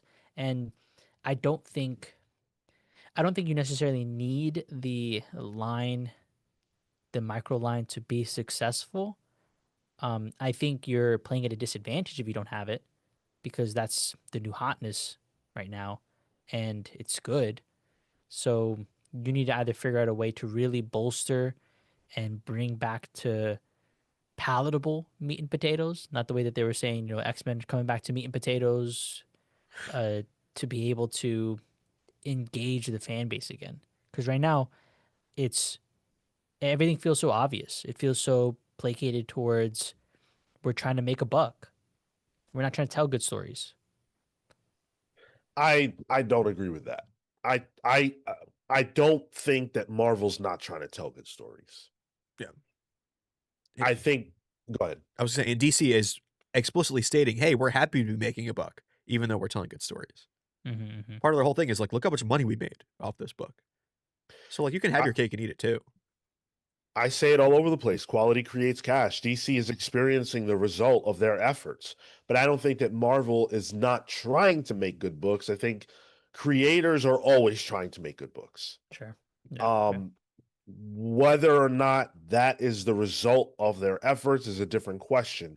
But I look at 2026 and I say, well, what reason do I have to doubt what Marvel is doing?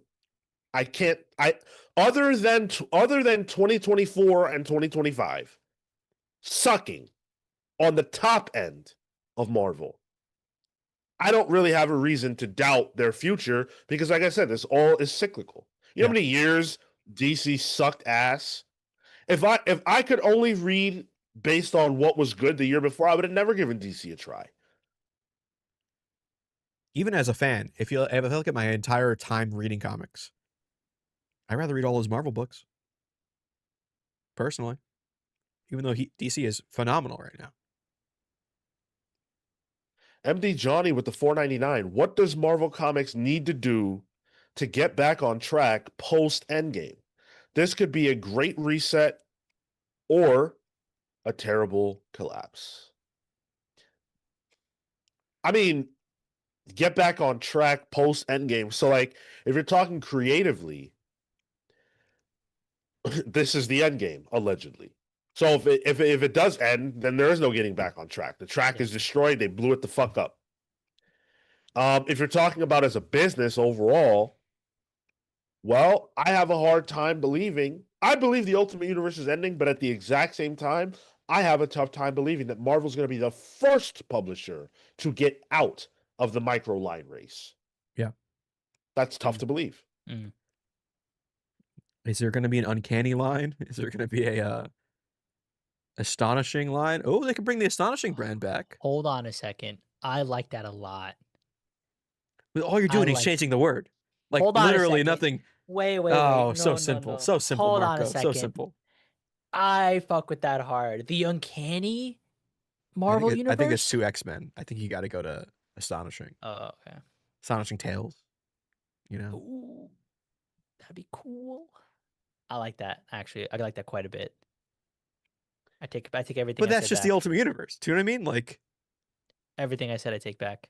You're so simple. They can do it. Wow, I don't even understand what I just witnessed. The world's biggest flip-flop. That was crazy. Yeah, I mean, I agree with everything that Tyler said regarding that the market wants what the market wants. Yeah. And Marvel is generally first in line to give the market what they want. Let's not forget, Marvel was first to the table twice with the Ultimate Universe. They beat DC to the punch twice. And yet in this instance, they're the ones looking like fucking looking like this dude in Pulp Fiction, looking around like, what the fuck? What happened here? Because everybody at the party's having a great time except Marvel. Well, they're still like, they did blind bags the right way, sort of. You know, before DC did, you know, with the sketches, they at least had people drawn to it. They kind of fucked up with the actual printing of it, but they're at least aware of what the market wants and trying to capitalize on that. And like, here's the thing, like, we talk about comics, like how, you know, there's the production schedule strange, but it's pretty quick relative to everything else. You know, I think of like video games. Fortnite got really big. So what did we get?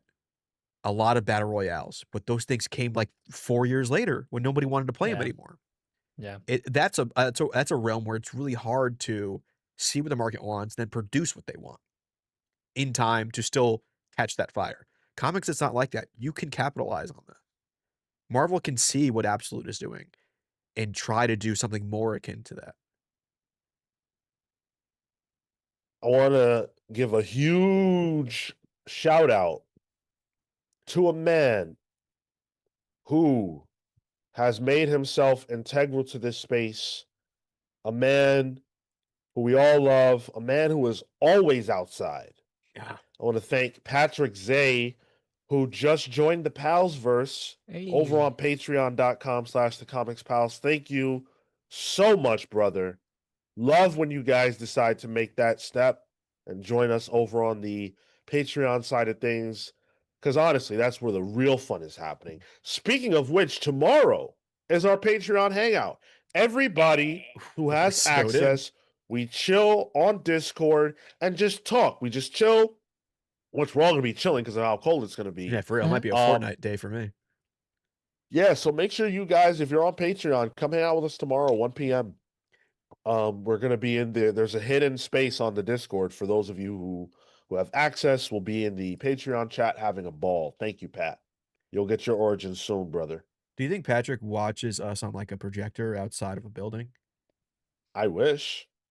Like we're watched actually outside as well. I feel like, yeah, he just he threw in a picture on the Patreon pals Discord, so that channel.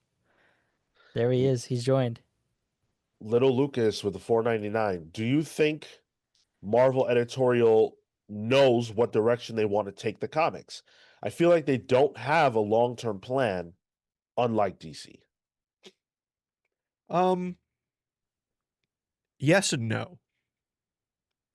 Of course they have an editorial plan. That is what editors do. There is a plan. I just think that Marvel tends to be okay with the short term and cool with a quick little pop, a new #1 here and there. I think like there's clearly a big plan for the X-Men, but maybe we're only seeing the short term parts of it, like these miniseries and all that. So yes and no to your answer. Also, is that a Kingdom Yeah, Hearts icon? Cool. the scales are just different. DC is planning, Yeah. let's say 3 years 3 years in advance. Just throw it out there, right? Random number. Whereas Marvel is looking at the next 6 months. What is going to pop over the summer? What's going to pop over the winter? As Yeah. opposed to here's what we want to get across over the next X time frame, and it's going to align with the summer and the winter. How do we? What are we doing there? Which is wild that DC's doing so much planning when they're the ones getting bought out by a whole new company soon. Let's say something that I think a lot of people aren't necessarily aware of. Let's say something. Marvel's Ultimate Universe 2.0 came before DC's.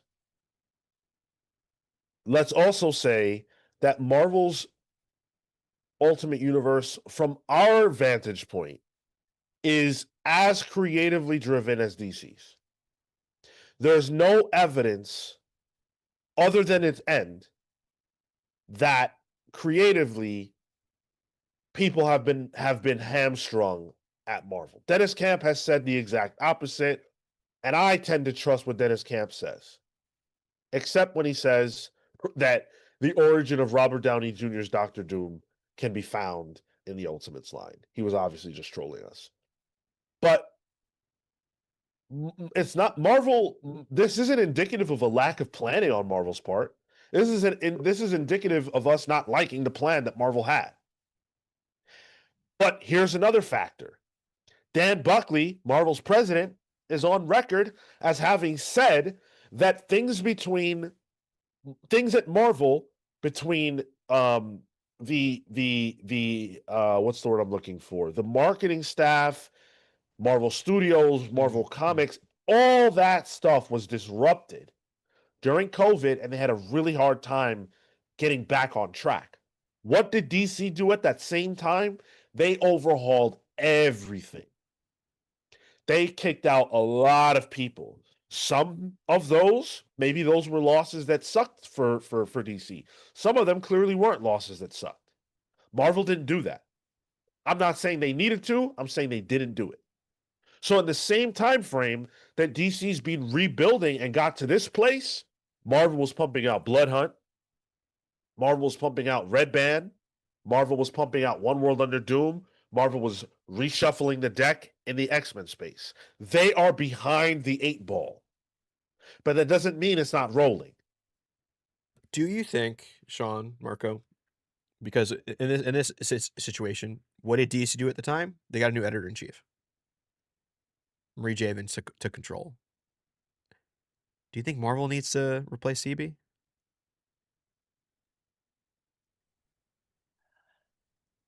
I think that's hard to say. Like, yes, Jabins has been a huge driver of the success, right? But that doesn't mean that over the past few years, CB wasn't that, or at the very least didn't have a handle of how to put out success. I do think they need to just reorient how they're telling Don't us say that and CB in the same sentence. how they're telling us how they're talking to us. I think I do think this comes down to just like a communication issue. What are you telling us to build and drum up excitement? But who's doing that communication? You know what I mean? Dan Buckley's doing more communication than their editor-in-chief is. Mm. I not to say like CB hasn't done great things for Marvel. I think talent searching, CB is king at that. And finding new talent, maybe not capitalizing on it and making stars out of people, but at least finding the new talent. But that was a big change DC did, and it worked for them. I'm curious if Marvel needs to make a similar huge change. I don't think that we are. I mean, look, let's talk about where DC was at the time also. Yes. This is not the DC of now. This is the DC of old. And a lot of those books that were pumping out were dog shit. And DC was in a very rough position. Marvel's not even close to that position. So to answer your question, I don't see a reason for that to even be a topic, because not like for you to bring it up, but for Sure. Marvel to be talking We're not about there it, yet. because sales haven't Yeah. even come close to dictating that. That's true. DC had a lot more problems, by the way, than just the sales of comics. They had Eddie Berganzas, they had Dan Didio's, okay? They had problems. had They 5G. cleaned house. 5G was coming. Scott Snyder, and this is just from what I've heard. I don't know. I'm not a fly on the wall. What I have heard, Scott Snyder and Dan Didio were getting into knockdown, drag out arguments about 5G. And Dan Didio was not prepared to lose that argument. I read that Scott Snyder tried to go over Dan Didio's head about 5G. About to change the hierarchy of the DC Comics universe? They did. They literally did. Ivy Moon with the $4.99. Marvel needs the connective tissue like All In. Get me to read books I normally don't because it builds the world, like Challengers of the Unknown. I completely agree, Ivy. Yep. I think DC did a tremendous job of creating synergy, and I think Marvel needs to look to their own history and do the same thing, because it's not like Marvel doesn't know how to do that. If a S.H.I.E.L.D. book spins out of Armageddon, I'm reading that. And I think that's cool. Yeah, I agree. Jay Sage says Marvel can fart and make money. This is the first time in ages they might not get by coasting. They're making great moves. Comics is in a great spot. Thanks, DC. Thank you, Jay. Let her rip. And let's be real, DC is the one that's been farting and making money with the Harley Quinn book. Literally. So we'll see if Marvel, what Marvel character would be in a fart comic? Deadpool. Yeah, true. Yikes. Common Sense with $4.99. I've seen many people online say Marvel Comics 616 continuity should get rebooted like DC's New 52. That is a bad idea. It is literally monkey's paw. So I don't really want to talk about Marvel rebooting right now because I have that planned for a later day. But thank you for the $4.99, and just without any more context, I agree with you. Same. MJ Looney, what is up? How are you, dude? Good to see you. Been a minute since I've caught a live show. Had something happen in my life where I couldn't enjoy comics and this show for some time. Catching up now. Also, the saggy sack bit had me laughing my fucking ass off in public. Thanks. Thank you. Welcome. I'm glad Marco's nuts can cause that much joy in the world. Yep. Looney, it's Candied good to or see salted. Yeah. It's good to see you. I saw your name and I was like, oh, I haven't seen this name in a while. Then, of course, you addressed it.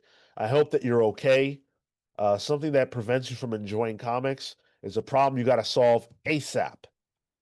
I'm glad you solved it. Glad to have you back in the sack. Ooh, don't know. Oh, God. No. Nah. Oh, my God. Don't That like was that. vile. Yeah, I don't like that. And then, of course, Common Sense with another $4.99. You guys are dropping a lot of love today. Marvel solicitation drop. I question about Imperial Guardians.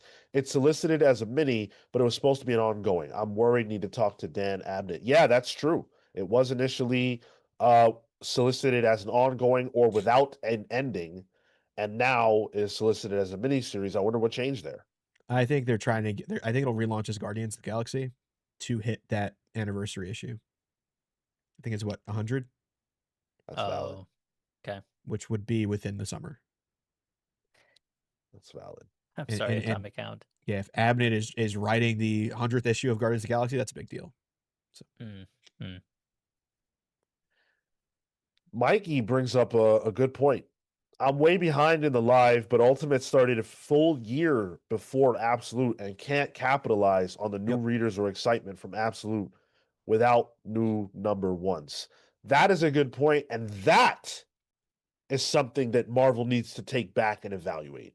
What DC did not beat them to the punch. Nope. They beat DC to the punch with a year lead. Why is DC's offering lighting people on fire so much more? Let's really think about what we were saying when the Absolute line launched. Everybody wasn't like, hooray, DC, hooray. That's not what was happening. That Absolute Batman looks shitty. Yeah. The logo Yeah. is bulky. Yep. He's fat. I don't like this. Superman looks angry. Why is he? There were so many complaints. It wasn't like this. The only one that got a pass was like, oh, Wonder Woman looks the same. Wait a second. She got that's a big the ass same. sword. Oh, yeah, that cloud ass sword. Nobody gave Superman a chance. They Here- were already out the gate. Here's the This guy thing, looks too. grumpy. In the story of what's happening in Ultimate Endgame, the characters know their world has been edited and changed. And the idea is they want to change it back to what they should have had. What if this is the impetus for them to do an Absolute, where they do something that changes this universe, remakes it, and then they can do what Absolute did? Because I feel like even the Ultimates books, as they launched this new line of Ultimates, were still very much like 616. Mm. You could put that Ultimate Spider-Man next to any other Spider-Man and be like, oh, okay, yeah, same guy. Black Panther, a lot similar to what the comics was. It changed as you read it. Is this the chance, though, for them to do what Absolute did for Marvel and have a narrative reason for it? I could see that. I think that's a cleaner. The Ultimate Universe is coming to an end, because then you can just kind of it becomes reborn, and then it does give you a clean slate to maybe carry over the teams to say now tell whatever story you want. I don't know that that's something that's permissible by Marvel. Maybe I'm sure they'll have their conditions and their constraints, but I do think that that's a better alternative. And if that is what they end up doing, I'm trying to think about how I feel about from a communication standpoint. I think it's better, at least. That would explain a left turn. It would. The last words they should have ever said was, it's over, if that's the case. Yeah. You never do that. You never, ever, ever do that. You never say it's over. Only a Sith deals in absolutes. Well, ultimates. Any conclusion that leads to something more in the future on the end of the Ultimate Universe, there are going to be burned people. And yeah, there are billions of people in the world, but not everybody is going to read comics. And a lot of the people you have to sell to are people who already buy. So you cannot burn your audience. You just can't. You can't afford to do it. And I think Marvel did that. So, any conclusion, they created their jumping off point. A lot of people are going to take it. And I think if they're planning on going forward with more, it was a huge mistake to ever say it's over. I think it's too late. I think it's too late. Banksy Main says, Sean, your point, or not Banksy Main, I'm sorry, B Mitch says, Sean, your points always culminate to don't trust the comics industry or its fans' words. I don't think that that's always my point, but I will say that people don't always know what they want. Mm-hmm. People don't always know what they want, but I don't think I say don't trust anybody. I don't feel like that's my messaging. If anything, you're saying we should trust them because Dan Buckley told us at New York Comic Con that. Oh, sorry. I told you that the Ultimate Universe is coming to an end. Is that from when he announced it too? Yeah. Yes. It Of course was. it is. I forgot which panel he was at. Yeah. Yeah. Yeah. I'm not saying don't trust them at all. I'm saying trust them. I'm saying trust what Marvel is telling you. I believe what Marvel is telling me. I don't understand what you're saying, Mitch. I Yeah, say don't trust them. Exactly. Yeah, so there's a lot at play. I am hopeful for Marvel's future. I do think they're in a good spot, but I also believe the Ultimate Universe is ending, and I don't believe that there will be anything more in that specific space until the next, relaunch of it whenever they get around to that. That's how I'm personally taking this thing. We will see. Man, I just wanna read good comics first and foremost. Hopefully, hopefully whatever they say stays true.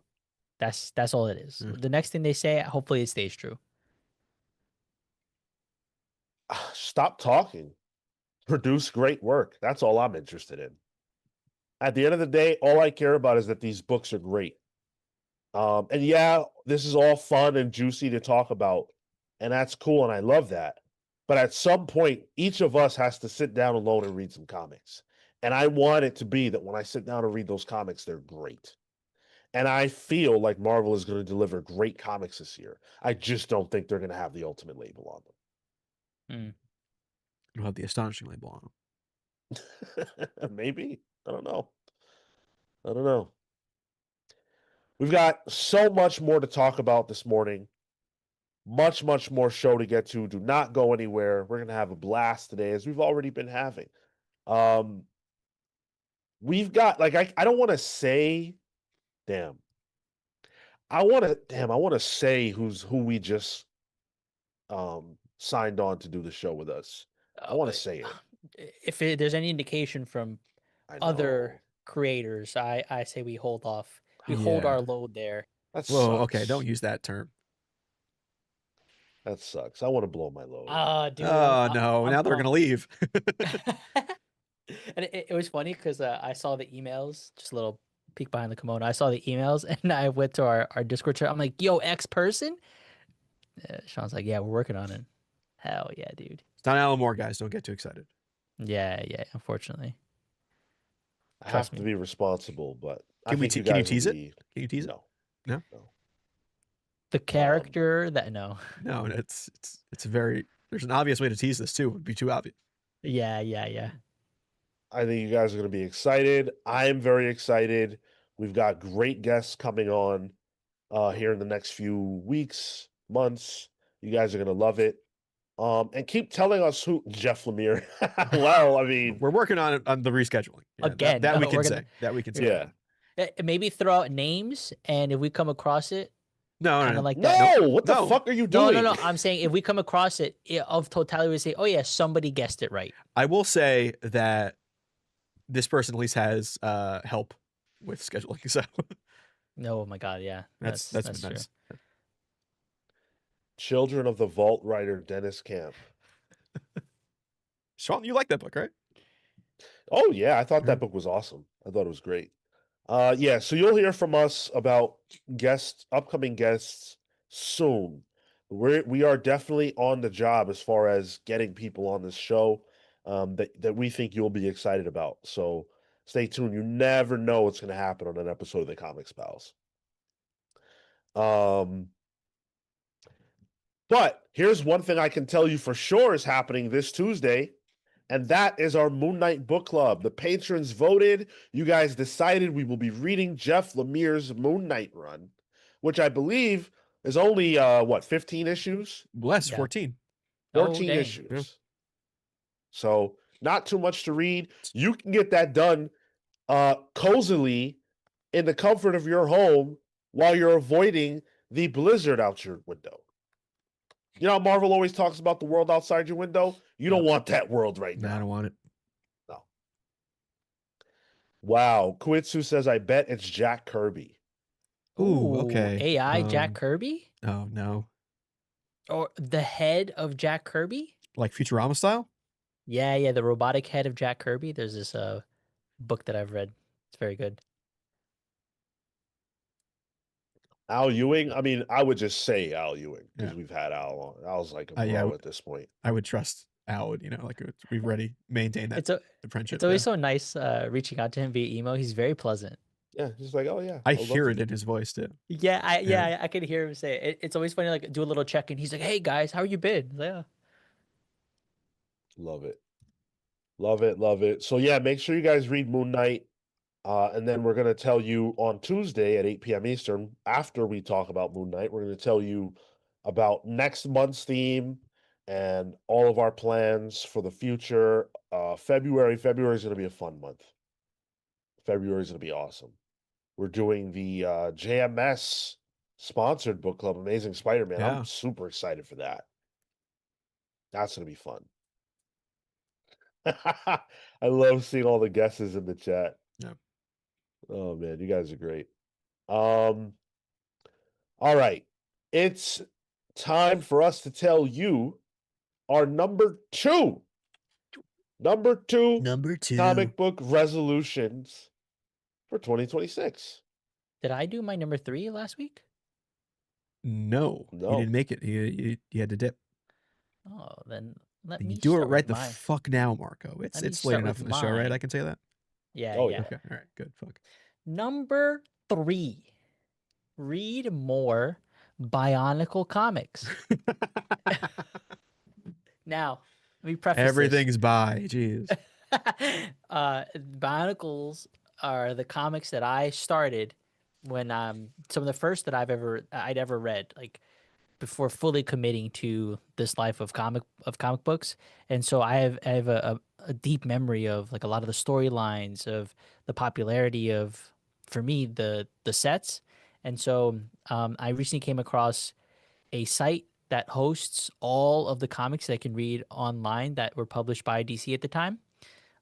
Stuart Sager, who that name might not mean anything to anybody, but was a artist inker on that series, and I met him at I believe a Philadelphia convention many years ago, and we reminisced over this. I have a Swamp Thing print from him, and so yeah, that came back into my memories. I was reflecting the year, and so I wanna check something out. I want to see what it's all about, if I can remember it, and how I feel now looking back at that material. My number 2. Okay, guys, I asked for a little grace. Refining AI and art. Okay, Sean. It's a 2-man show going forward, right? What? I'm gonna make a newsletter post about this. I've been trying to create like word um prompts that allow me to be very specific about I'm out. um how to refine art, how to make small edits to small details, because you can't just tell the AI, hey, pixel this pixel 17,000 make into this. So there's a lot of stuff that goes into it purely out of curiosity. I've been drawing little things like those sketches that I have, and I So ask it you're to do doing something actual with art? it. Yeah, I'm drawing it. I'm asking it to interpret it in some way, provide me an output, and I'm trying to make like very specific edits to this. How do I say I hate you? So if you're on the newsletter, Oh, you'll be seeing God, you something just come out of it. lost us Patreon subs. I'm avoiding looking at chat right now. Oh, so you have shame. I wonder why. Maybe the thing that causes shame should not be done. L. Thank you, Joseph. Tell him. Tell him. Thank you, Patrick. Thank you. You're asking AI to be your editor. I need feedback. Even though we I literally talked about how earlier in the show, it's bullshit. The smartness of it. I need that bubble to burst tomorrow. dude, our economy's gonna tank. I'm scared. So be it. Go for it. Owl Shogunate says, damn, I'm gonna pay for a sponsored Bionicle book club. Fuck it, run it. Let's do it. Yo, that'd be crazy. I remember I'm like down. I never got to have Lego as a kid. So like not that I Yeah. never got to, I just never had them. But like I remember when I like had like actual money on my own, I bought a Bionicle because I always wanted one. It was like a icy blue guy. It's cool. Kopaka? I don't fucking know. You think I read the comics? I had some Bionicles when I was younger. They're pretty cool, but I never read Oh, the comics. yo, people throwing rocks at you in the chat, Marco. Jeez. For what? What the fuck you mean for what? You know for what? What? Guys, what you don't realize is Marco has a humiliation fetish, so don't buy into it. Oh yeah, that's right. Throw tomatoes at me. Yeah, see, he's asking for it. Oh. Don't. You're getting into his kink. Don't do it. You brought JC penniless. You brought JC penniless out of the depths of the gutters, the depths of obscurity, the depths of dead malls to say first chat here. This is for Marco throwing a tomato at your face. Well deserved. Yeah. Heroes has never commented on this channel before today, and they are already comfortable throwing rocks at your ass. Because you done fucked up, brother. Shame. Shame on you. All right, let me Wow. go. Yeah. No, I mean leave. I'm done with Marco.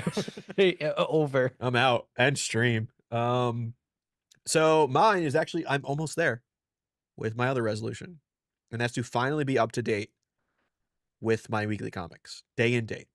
Nice. I will be there by the end of today.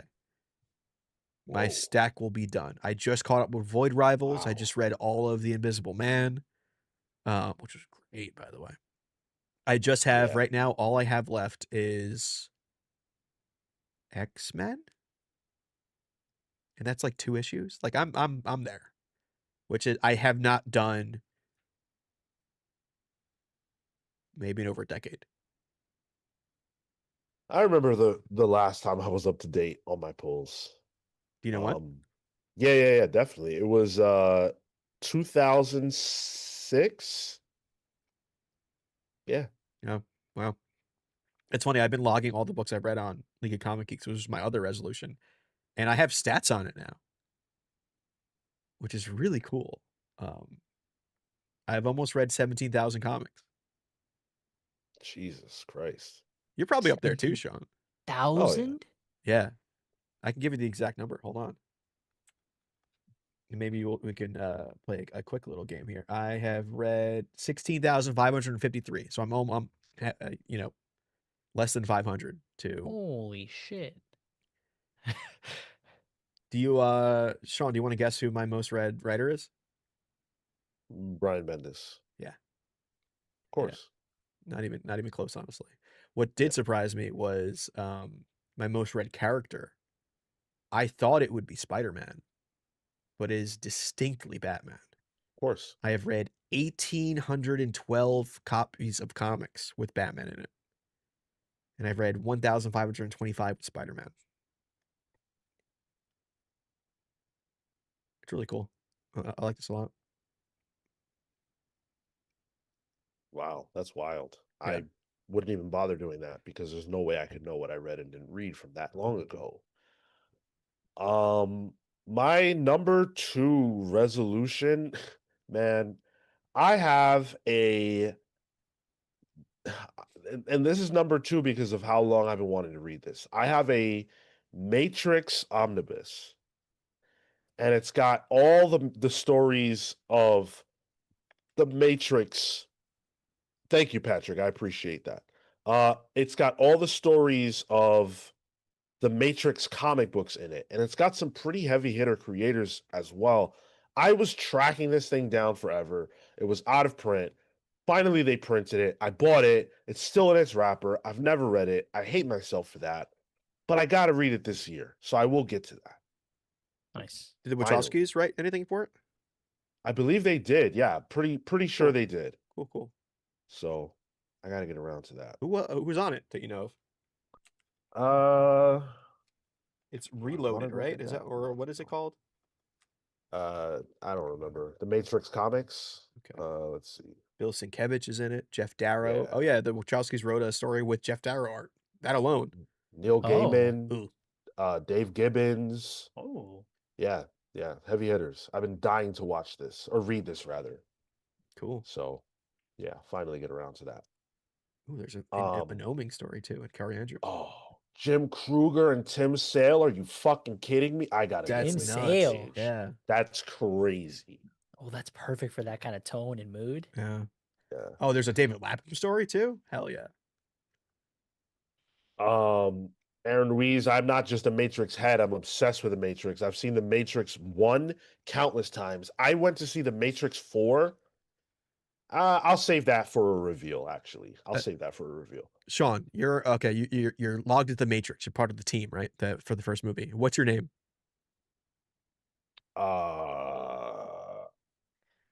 Jacked. Jacked. Okay. Nice. Hell yeah. I'm jacked in. Yeah. I'm off ramp. Mine would Off be like ramp. Trunk. That would be a name for someone on that damn Sock. Nebuchadnezzar ship. Yeah. Sock. Yeah. Just all MB names. Atomic House says, I'm still trying to get to that Superman versus Muhammad Ali from 1978. Superman number 261 up next, though. I'll get to the 21st century eventually. Wow. I believe in you. You can do it. You're gonna be snowed in this. I mean, you're always snowed in, it looks like. So Heroes, from all accounts, they are good comics. That's what I've always seen. I will Yeah. judge for myself and let you know, though. I've heard good things too. Yeah. Hey, I got a question. Okay. Where the fuck is Jim Lee? Is Jim Lee sitting at his desk right now, snowed in, working diligently, drawing Hush 2, issue 6, or whatever it is? Is that what he's doing? Or is Jim Lee drawing Batman for a completely different project? I have an answer. The answer is yes, he is. Jim Lee is pushing out a brand new cover for Hush 2? No. For The Dark Knight Returns. Yes, Jim Lee is doing covers for a book that is celebrating its 40th anniversary. He has done a brand new cover for the facsimile edition of The Dark Knight Returns, issue 1. There is an open order variant by Jim Lee that actually is pretty nice. I actually really like it. Yeah. I may well end up picking this bad boy up, but it's a $5.99 facsimile variant by Jim Lee. For what it's worth, Frank Miller has also done a brand new open to order variant for the facsimile edition. That's cool. I love that they're celebrating The Dark Knight Returns in this way. With Jim Lee. But can Jim Lee draw Hush 2, please? Nah, bro. He's out and about. He's taking a walk. Do we know if this is new? Could he have just had this stored somewhere? Or I don't know. Maybe give him too much credit. I think it looks good. The fact that it looks good, I wonder. Maybe that's why I think it's old. I think it looks awesome. great.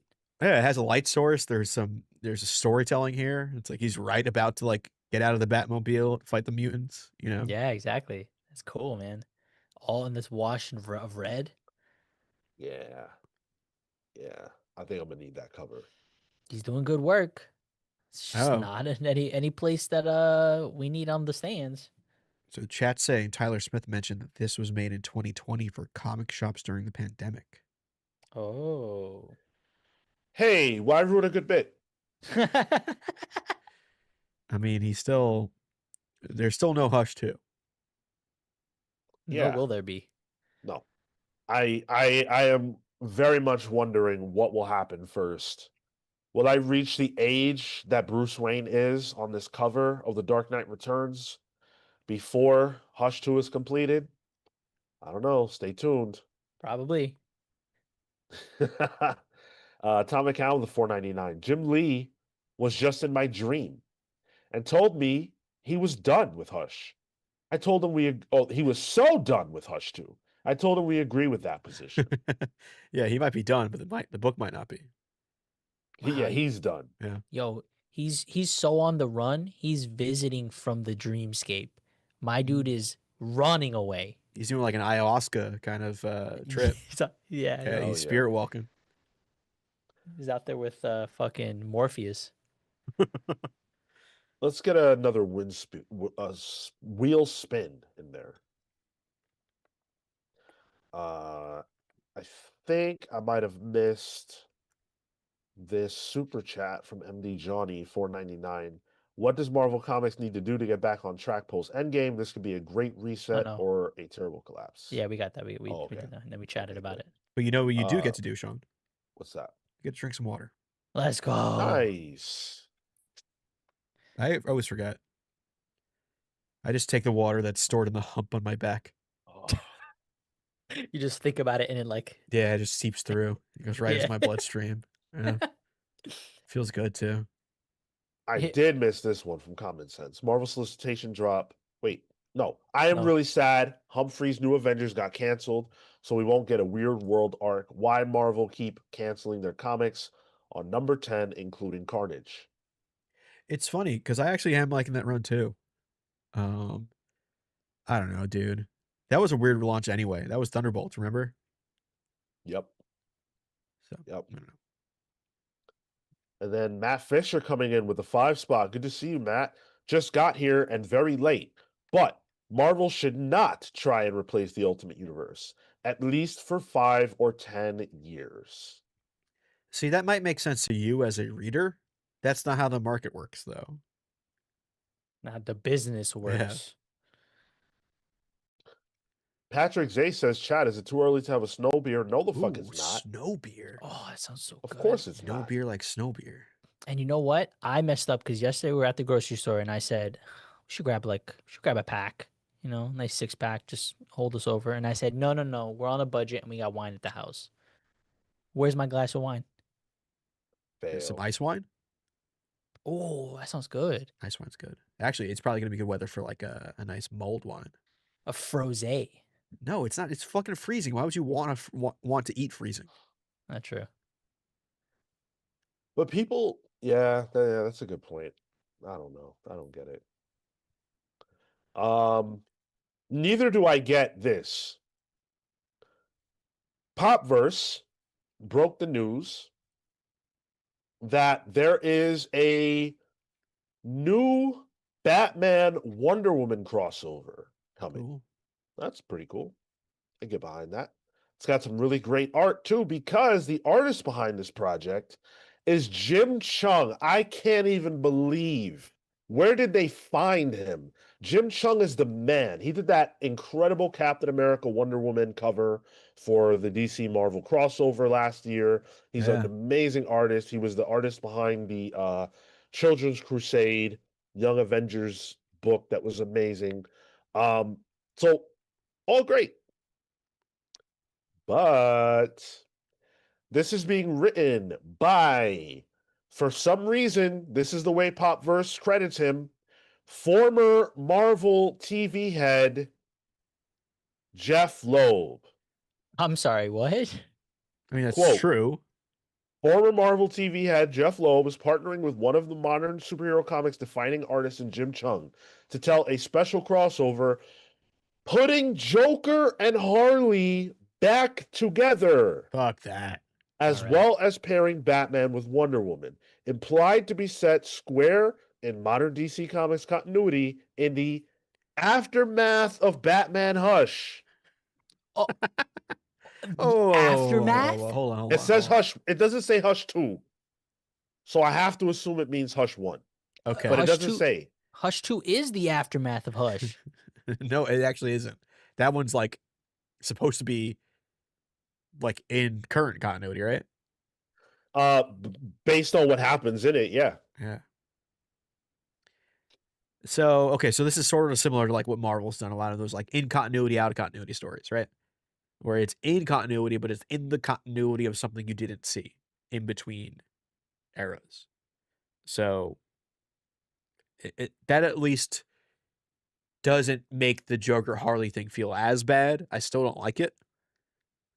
But does this prove that Jim Lee's the issue with Hush 2? No, I don't think so. Yeah. Writers can write multiple things at once, yeah. Yeah, exactly. Yo, what This the is- fuck? Yeah, dude. That's Yeah. bugged out. And to pick the Hush universe still, like we still want that. Yeah, like this whole Hush thing has been an unmitigated disaster, right? Like Hush 2 has been a disaster. Forget the quality even, which how could you like we all want to forget it, but how could you forget how bad it's been, right? But why would you want to then produce another book set in that space that we're all already nearly vomiting from? Nah. John, where's the red flag? Uh Fuck, they're all over there. Damn. They're all over there. Damn. All. I'm How many about do to you bring that have? back. A lot. Too Green, many. yellow. He got doubles for He's like everything, that new triples for human everything. flag man. The thing though too is that like there it is. There it is. There it is. Fuck that. Red flag. Here's the thing though, because like I liked the long Halloween, the last Halloween. I thought that was good. I'm still gonna read this. Oh, come on. Oh, you don't think it's gonna be unpalatable, Marco? Oh, it will. It will, Yeah, but we're reading this. I'm sorry to break the news to you. Independent of that, though, is this Independent of it, I is probably would have still checked it out. Mm. Loeb has more hits than misses for me. It's getting almost 50-50 at this point. But yeah, I don't know. Jim Chung of it all is what really drives me. I love Jim Chung. Everyone's got the same face, but I love Jim Chung. I will show up for Jim Chung. There's no doubt about it. I have to. And look, I'm a little bit lobed out, but I did really love the Lobed last out. Halloween. Something Quark would say on Deep Space Nine. I don't understand why why they're doing this now. It feels like really terrible timing. Yeah. But Popverse, Chris Aran of Popverse isn't even sure in the article if this will be an ongoing or what it's going to be. Basically, Joker's trying to steal the lasso truth. And I guess he's teaming up with Harley to do that. Batman and Wonder Woman are teaming up to prevent that. Catwoman's on the cover, so she'll probably be in the mix. But Popverse suggests this could be a one-off. It might not even be some kind of ongoing thing. So I kind of ask, well, what's the point of this? Then It's a one and done apparently, as a one shot or like a cut multiple off. Yeah, issues. again, the article's not sure. So yeah. Yeah, they got the not exclusive stated. on this. They got the exclusive, but DC couldn't tell them. They probably don't want to. I mean, Yeah. there's so much bad press around Loeb and Hush at the moment, and for it to just exist in the same sort of world, like I'd want to be I'd be cagey about it. Be like, hey, this is an idea, like, and then see what the response is from there, and then say, hey, Jeff, you got one issue, bro. I don't get this. This is bugged out. Cover looks But I good. will buy it. Cover looks damn good. It does look good. I can't pass up on that cover. Got the hyenas, a dinosaur. That's the T-Rex in the Batcave. Dinosaur. Ay, ay, Yeah, ay. Atomic Count says, "Come on, this image sells 4 issues by itself." I don't know about 4, bro. Nah, that's fair. I bought at least 4 issues of Hush 2. Yeah, Sick 'em Bane. Get him. That should have been the end. Yep. We should have all stopped right then and there. You know what, though? Let's get another wheel spin. Hopefully it lands on drink so I can go get a beer and ossify myself. To forget that I know this is coming. Lie to Marco. We haven't done that in a Oh. while. Yeah, wow. Well, at least Tyler not. Lie. Okay, all right. Lie to Marco. I love AI. There's my lie. Let's True. see. Let's see. Okay, I'm gonna name 3 Spider-Man villains, and you need to tell me who the fake one is. Okay. Nice. Hypno Hustler, The Wall, the Aardvark, Oh, damn. Okay. I think I know the answer. See, the aardvark sounds stupid, but believable. It's okay. Hypno Hustler, aardvark, and the wall. The Wall. Oh, I definitely know it. I say, oh, I think it's the aardvark. You're right, actually. Yeah. Oh, Good shit, yes, bro. I tried Good yes. throwing you shit. off. Spider-Man has a lot of animal villains that are like the kangaroo, you know. It does, but then Yeah.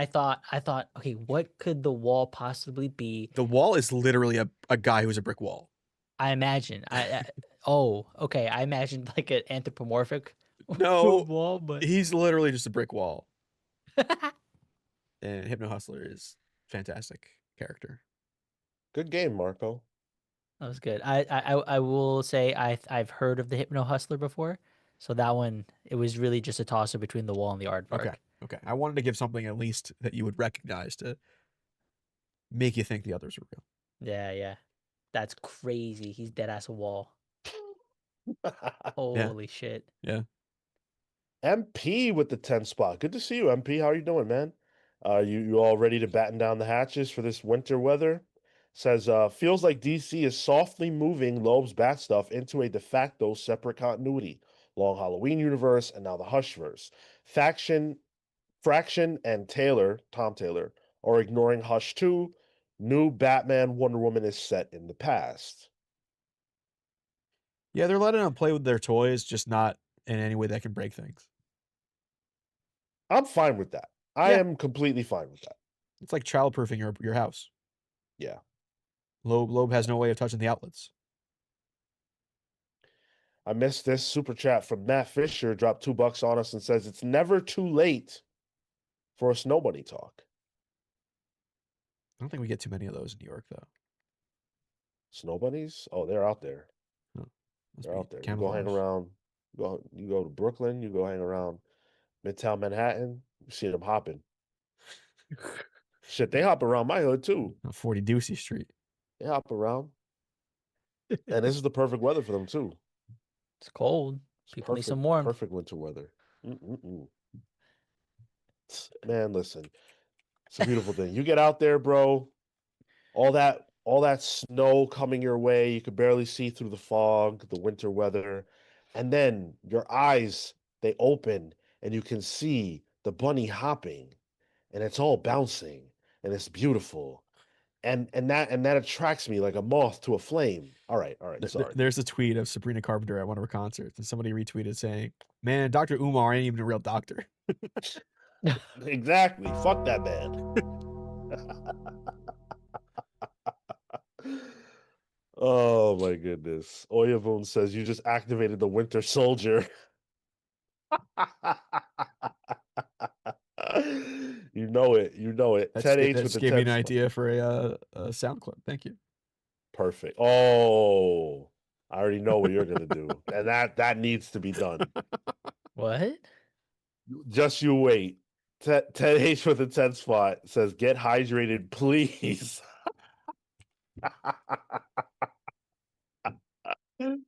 Oh my goodness, bro. Look, we can spin the wheel right now. Is it going to land on hydration? I don't know, but clearly I'm thirsty. Clearly. Thanks for all the love today, by the way. You guys have been fantastic. Oh, it's the year in Marvel again. Sean, what's your birth year and month? So I know 1990. June June 1990. of 1990. Can you take a guess? Uh, something with Venom. Okay. August. You're very close, actually. August, June. Oh, not much in June. It's the return of the Guardians of the Galaxy, #1. Oh, Oh God. Marvel's 31st Century Heroes finally received an ongoing series. I Thanks wonder to who Jim was Valentino. Yeah. Does it say who the creative was on that? That would have been Jim Valentino on it. Oh. Doesn't say artist though. This is when it was Starhawk, Major Vance Astro, Charlie 27, Yondu, Nikki, and Martinex. Cool. Okay. I never read a lot of those early Guardian stuff. Me neither. I mean, I haven't read anything Guardians pre Bendis, Hmm. which is embarrassing. Oh, you haven't read the Abbott and Lanning stuff. Mm-mm. Oh, that's the good Not stuff. not the actual Guardians series. That's when Union Jack is on the team, but he's in a Union wheelchair Jack. still after what happened in Civil War. Yeah, what the fuck? I'm like, wait. Yeah, he was in a wheelchair still, but he was still whipping people's asses From the wheelchair? from the wheelchair. Yeah, That's crazy. he was like fighting against like a Blastar in the negative zone because they like helped break out because Blastar took over the prison that was there. Man, that stuff is good. It like had continuity from like Civil War, even though Civil War was long past that time. Right.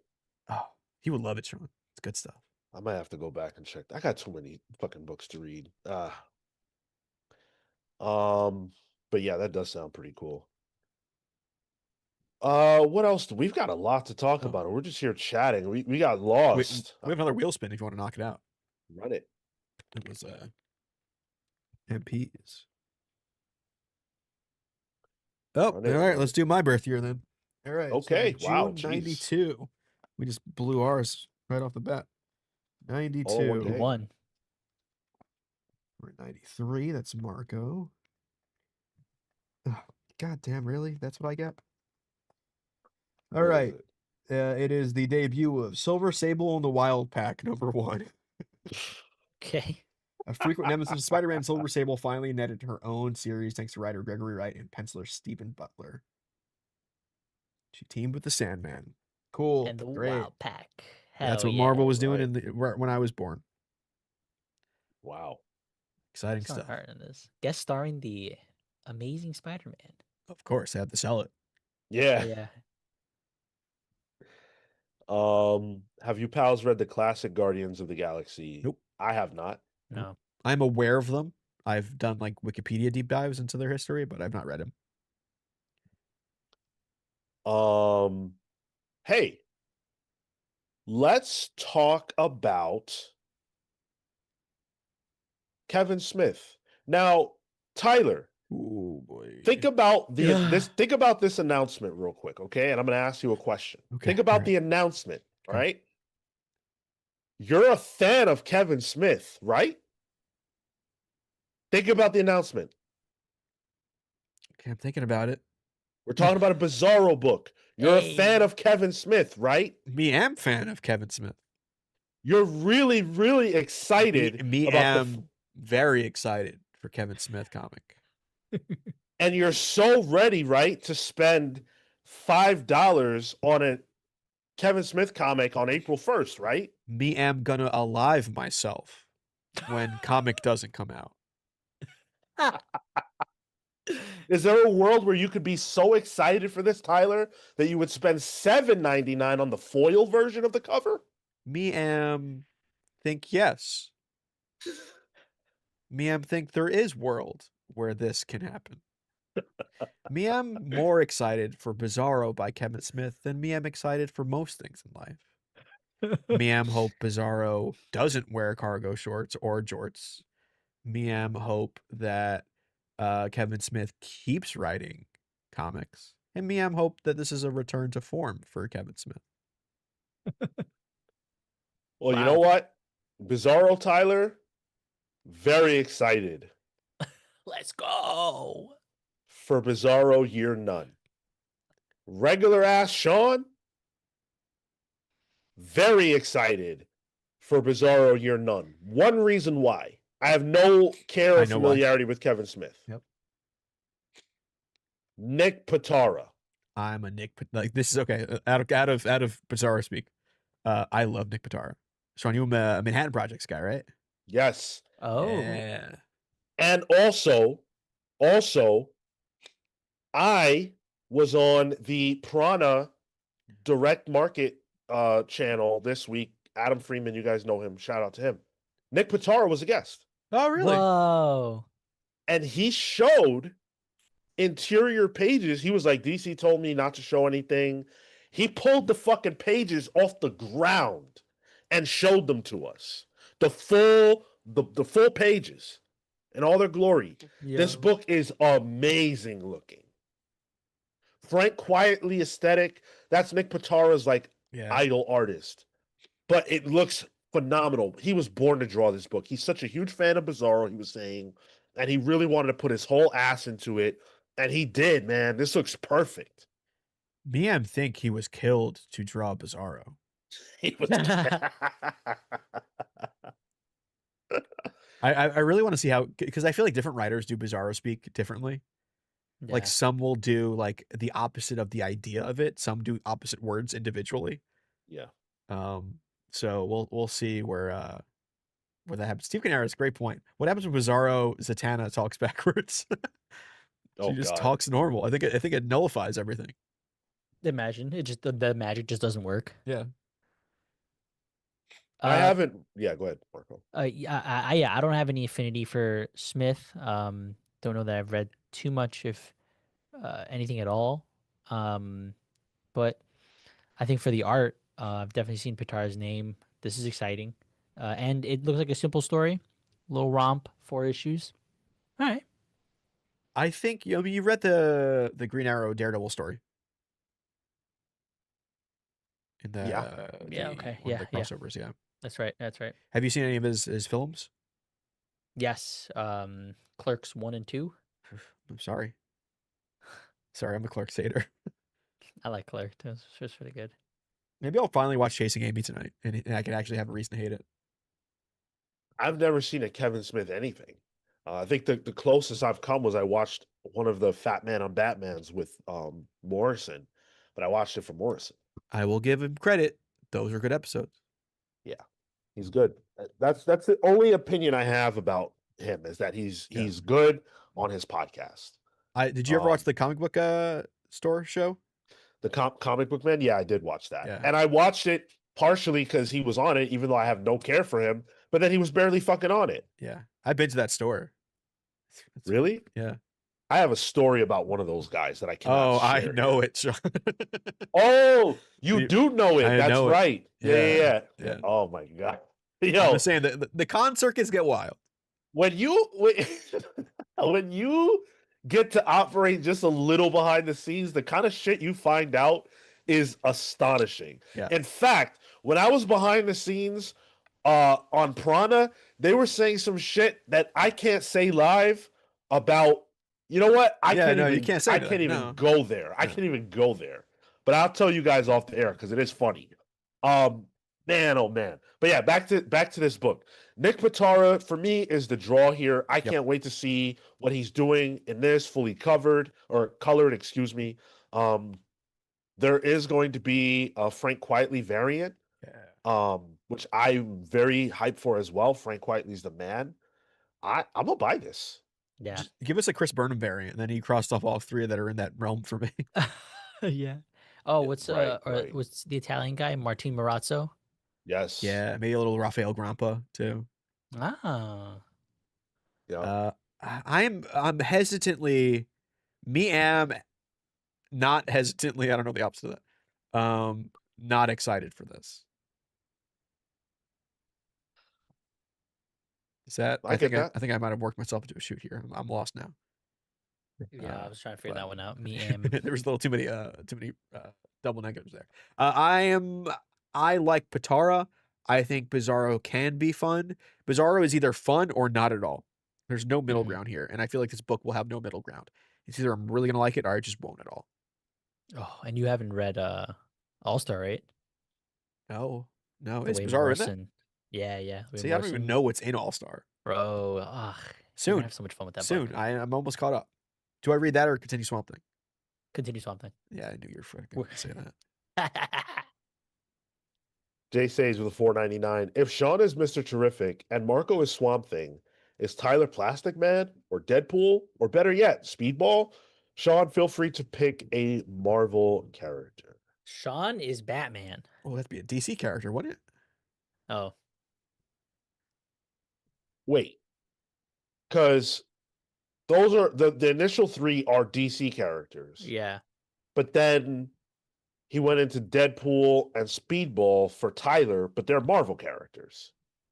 I think he's switching it up, and because he made you a DC character first, he said you could change it to a Marvel character if you prefer. Pick a character for I me. see. Name a one. All right. Gwenpool.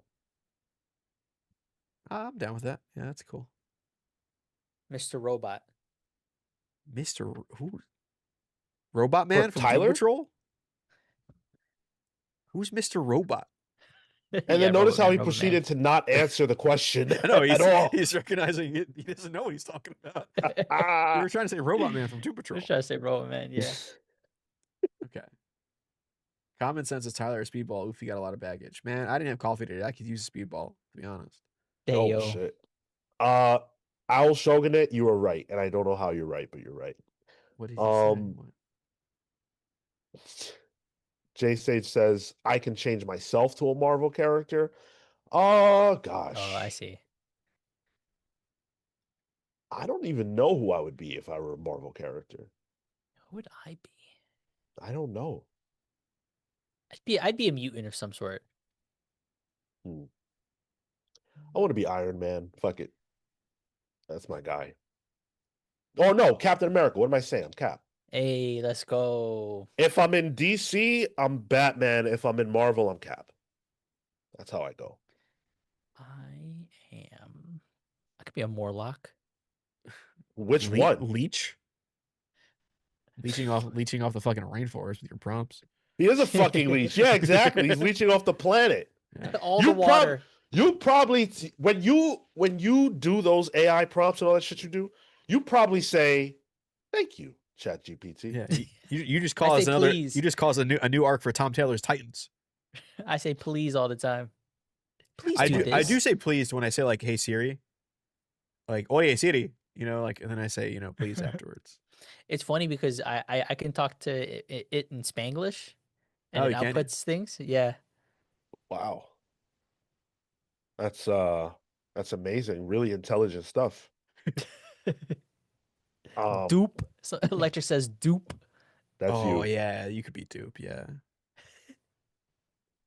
Definitely you. So DC is going to allow a roast of DC in the pages of Mad About DC. So this is another of DC's April offerings. They put out their solicits. Everybody did. We're just covering a couple of solicit related material. Mad About DC is essentially going to be Chip Zdarsky and other creators, a bunch of different creators, making fun of a variety of things, but most importantly, they're making fun of DC Comics itself. Yeah. So this is going to be a 64-page oversized issue. Again, it's going to feature stuff from Chip Zdarsky. The quote is featuring 0 jokes about Hush 2 being late. Not even a drawing of Jim Lee saying, "What, me hurry?" That's good. Key pieces include a mad look at comic book stores by Sergio Aragones, Ooh. Guy versus Spy by Jim Zub and Ramon Perez, and a brand new DC fold-in by Charles Soule and Ryan Brown. Huh. Oh, Ryan Brown's gonna be part of this too. Oh, hell yeah. Bunch of great creators involved too. I'm just gonna pick a bunch of names that I see: Kyle Starks, Dave Johnson, Tini Howard, Rainbow Rowell, Vita Ayala, Mark Waid, Mark Russell's perfect for this. Steve Lieber, Jeff Parker. They got Jerry Duggan. That's a funny guy. Scott Snyder's going to contribute. Kelly Sue DeConnick. Wow. Gail Simone. Dennis Camp is involved. Valentine Delandro they got. So just a ton of great names on this. Unbelievable. Wow. Yeah, I'm hyped for this. Even though, okay, Alfred E. Newman, the mad guy, always scared me. Really? Something Looks like a about him. doll. Maybe. Yeah, he did look like the white version of my Lester doll. You know what? I think you might have gotten right to it. But I'm still excited for this. I think it's cool that because DC always had somewhat for the rights of Mad, right? In terms of the comics, I feel like they published Mad before, or somebody did. But yeah, I think this is like literally every creator I would want on this is in this. So I'm pretty happy about this. And I think it's a confident position to be able to poke fun at yourself in this way. Yeah, good point. To get like a legacy book like this and get creators involved and just have a good time. Again, it feels like DC is having fun and we're reacting in like. Yeah. This is cool. I mean, normally I don't go for these kinds of anthology books, especially because they typically carry a heftier price tag, but this seems like one that has a very clear point and focus, and they did the biggest, most important thing. They got people to fit the project. The people involved in this make sense. They got Ryan North for this. Yeah. Like I can't wait to see what this is. It's gonna be fun. Like on the Panosian cover, he's wearing a pin that says the new 52. And also it's published by DC. Yeah. It has been since 2018. Okay, cool. Previously at EC Comics. Spy versus Guy sounds fun though, because I assume that's Spy versus Spy with Guy Gardner, Oh sure, yeah. and then it's that's Ramon Perez, right, on art. Which, like, where the hell has he been? I don't know. That was my first commission I ever got, was Ramon Perez commission. I love Ramon Perez's art. Oh, they got Matt Fraction. He's in this as well. That's awesome. Good. Wow, what a roster. $7.99, by the way, for this. Yeah. And these Yeah, are I'll pay for probably it. one and done jokes too. Like that, it might not even be a page for these people. True. Mm-hmm.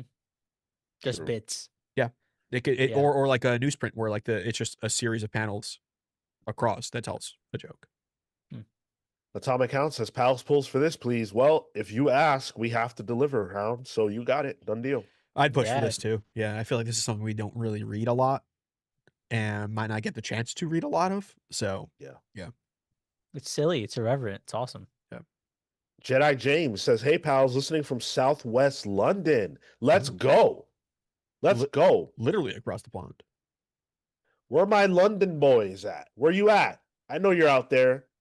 Jedi James ain't the only one. Probably We're global. They're probably out of Greg's. What's that? Out of Greg's having a meat pie. Oh, What's that chicken? Peri peri chicken? Oh yeah, noted English food, peri peri chicken. I mean, you're right, but that's more of a Honestly, roast on English food. not a lot to write home about. the peri peri chicken? Yeah, that's like their like name to fame. Like it's like a chain over there, and it's supposed to have like all this hot sauce, but y'all English people can't handle hot sauce. The Trader Joe's peri peri sauce is very good, and it's spicy. Okay. Yeah. Oh, Nando's is what I'm thinking of. You're thinking of Jedi. Nando's, That's it. yeah. Nando's. Or Peepees. What the? You guys eating Peepees? Pepe's. Oh, got it. JC said, "Shut up! I don't eat Greg's." That's all I What's know wrong with about. Greg's? Greg's his ass? I guess we don't fuck with Greg's. Get a Don't hand fuck with no pie. Greg. Get a hand pie at Greg's. I'm just trying to go to a chip shop, or have those things where it's like Chipotle except for baked potatoes. What? Yeah, you just ask for all the stuff you put on a potato. But like the British people will put like beans and tuna. What? Bro, it's weird, dude. That sounds crazy nasty. When I went to see Kale in whatever year, like 2-3 years ago, we went to have like a proper Liverpudlian breakfast and stuff like that. It was like, Liverpudlian? That's what it's called? yeah, when you're from Liverpool, it's like Fucking they're like puds? peas and fucking beans involved. I'm like, what is this? He's like, yeah, it's not great, but here's your experience. I'm like, thank you. Do you have blood pudding? No. Oh shit. Hero says Nando's is phenomenal. Don't start AI boy. Oh shit. Ew. It's all right. Yo, you better watch out, Marco. Bro, if I want that, I want good chicken, like a jerk kind of chicken like that. I'm going down to Little Guyana over here. I'm going down to the Ave. Man, JC's calling me out. I'm just saying, all I know about British food is what I see on TikTok. So you might need to get people to showcase actual good British food on TikTok a little more. I'm only seeing the worst of the worst. He's like, I never seen beans and tuna, bro. Come on, what you doing? Beans, tuna, and sour cream. Nah. Y'all eat nasty. What is that? That sounds crazy. That's It's what a- you guys do over there, Jay? Yeah. The Indian food though, incredible over there. Yeah. Great Devlin. Marco went from top babyface to #1 heel in a single show. How could he have been the top babyface on this show when all he talks about is how much he loves AI? I think he's literally a babyface. Well, yeah, I'll give him that. He doesn't have the rugged looks of a worn out comic book fan. Well, I don't say worn out. I'm worn not out. worn out. I'm worn the fuck out, bro. Worn out, burned out. Fucking, I feel like fucking what's this dude's name that wears the giant clock on his neck? Flavor Flav? Flavor I Flav. feel like Flavor Flav. I'm burnt to a crisp, bro. Okay, well, he looks a little burnt to the crisp, but that dude's That still got man is energy. burnt. He's a burnt roach. Hey, I love Flavor Flav. Okay. I love Flavor Flav too, but that'll stop him from being a burnt roach. What up, Gavin Guidry? Says who loves AI? Marco loves AI. You've know talked that. to Marco about this directly. Yeah. You know he's a confused lad. He just said he was producing AI art earlier today. Oh, Gav. He just said it. And you'll I never got a know if it's sketch- is it a bit? No, it's not. It's not. I got a sketchbook though. So I'm trying to learn how to Okay, draw, damage get control. that Cool, better. damage control. Good. Shows that you're ashamed Well, of it. no, because I'm like I said, I'm trying to draw it first and then have the AI do it like a thing on it. Vile. What do you think about that, Gavin? Mind you. Oh no. See? He said the way I'm shaking my head right now. You know. Hey, Papa. Hi. You about to kiss your animal, Marco? Yeah, he needs a little Here support. we go. He came up to me and he put his little paw on my leg. He's like uppies. Stop the AI. Here we Uppies. fucking go. Hold on. Let's get positioned. Oh god. Marco, are you gonna do it? Are you gonna really kiss your dog? My cat. Oh, your cat? Your cat and dog are the same size. No. This Your cat cat's is like bigger, actually. he's like 3 times the Yeah. weight and size of the dog. Patrick Day has a good point here. He says you'll have to excuse bro. He has 25% AI himself. Yeah. That's right. Marco's plugged in. Into the matrix. That. Yeah. This wire, it doesn't go into the headphone. It goes straight to the It's back just of my asshole. head.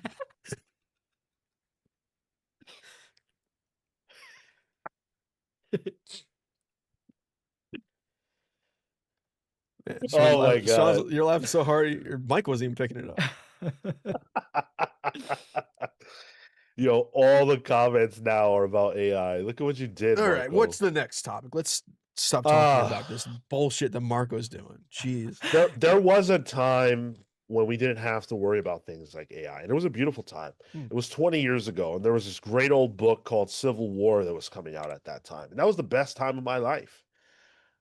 And here we are 20 years later, and there's a book called Civil War coming out, and it is the worst time of my life. Whoa. That's how things change.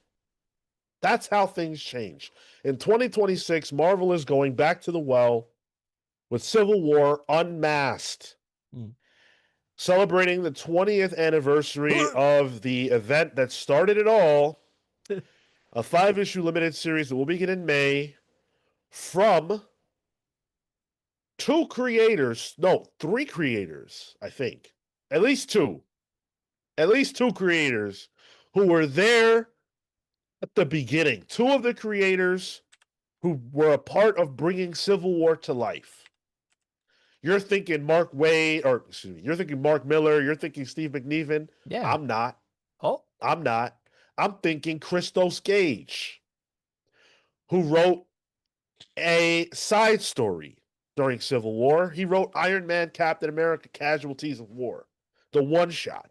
That was his contribution to the war effort. And then, of course, you've got Maury Hollowell, who's involved in this project as well. And he was a colorist on the original Civil War. And artist. Did you get the artist? It's Edgar Salazar. What did he have to do with the war effort? Nothing. Oh. Did he even sign up? No, he's a draft dodger. Damn. Whoa, okay. Does this do anything for you, Sean? As the resident Civil War head here. Hell fucking no. Okay, all right. What? Let me read you something right I fast. wasn't sure if they were dangling the keys strong enough. No. Sorry, this one ain't landing on me. Do you know why? Because this is what it says. Okay. This is Marvel.com's article. Quote, it begins with an urgent mission from Bishop that takes Tony Stark into the Days of Future Past timeline. That's where I'm fucking done. I'm done when I read those words. Days of Future Past? Wait, Bishop and Civil War? Why is he why? Huh?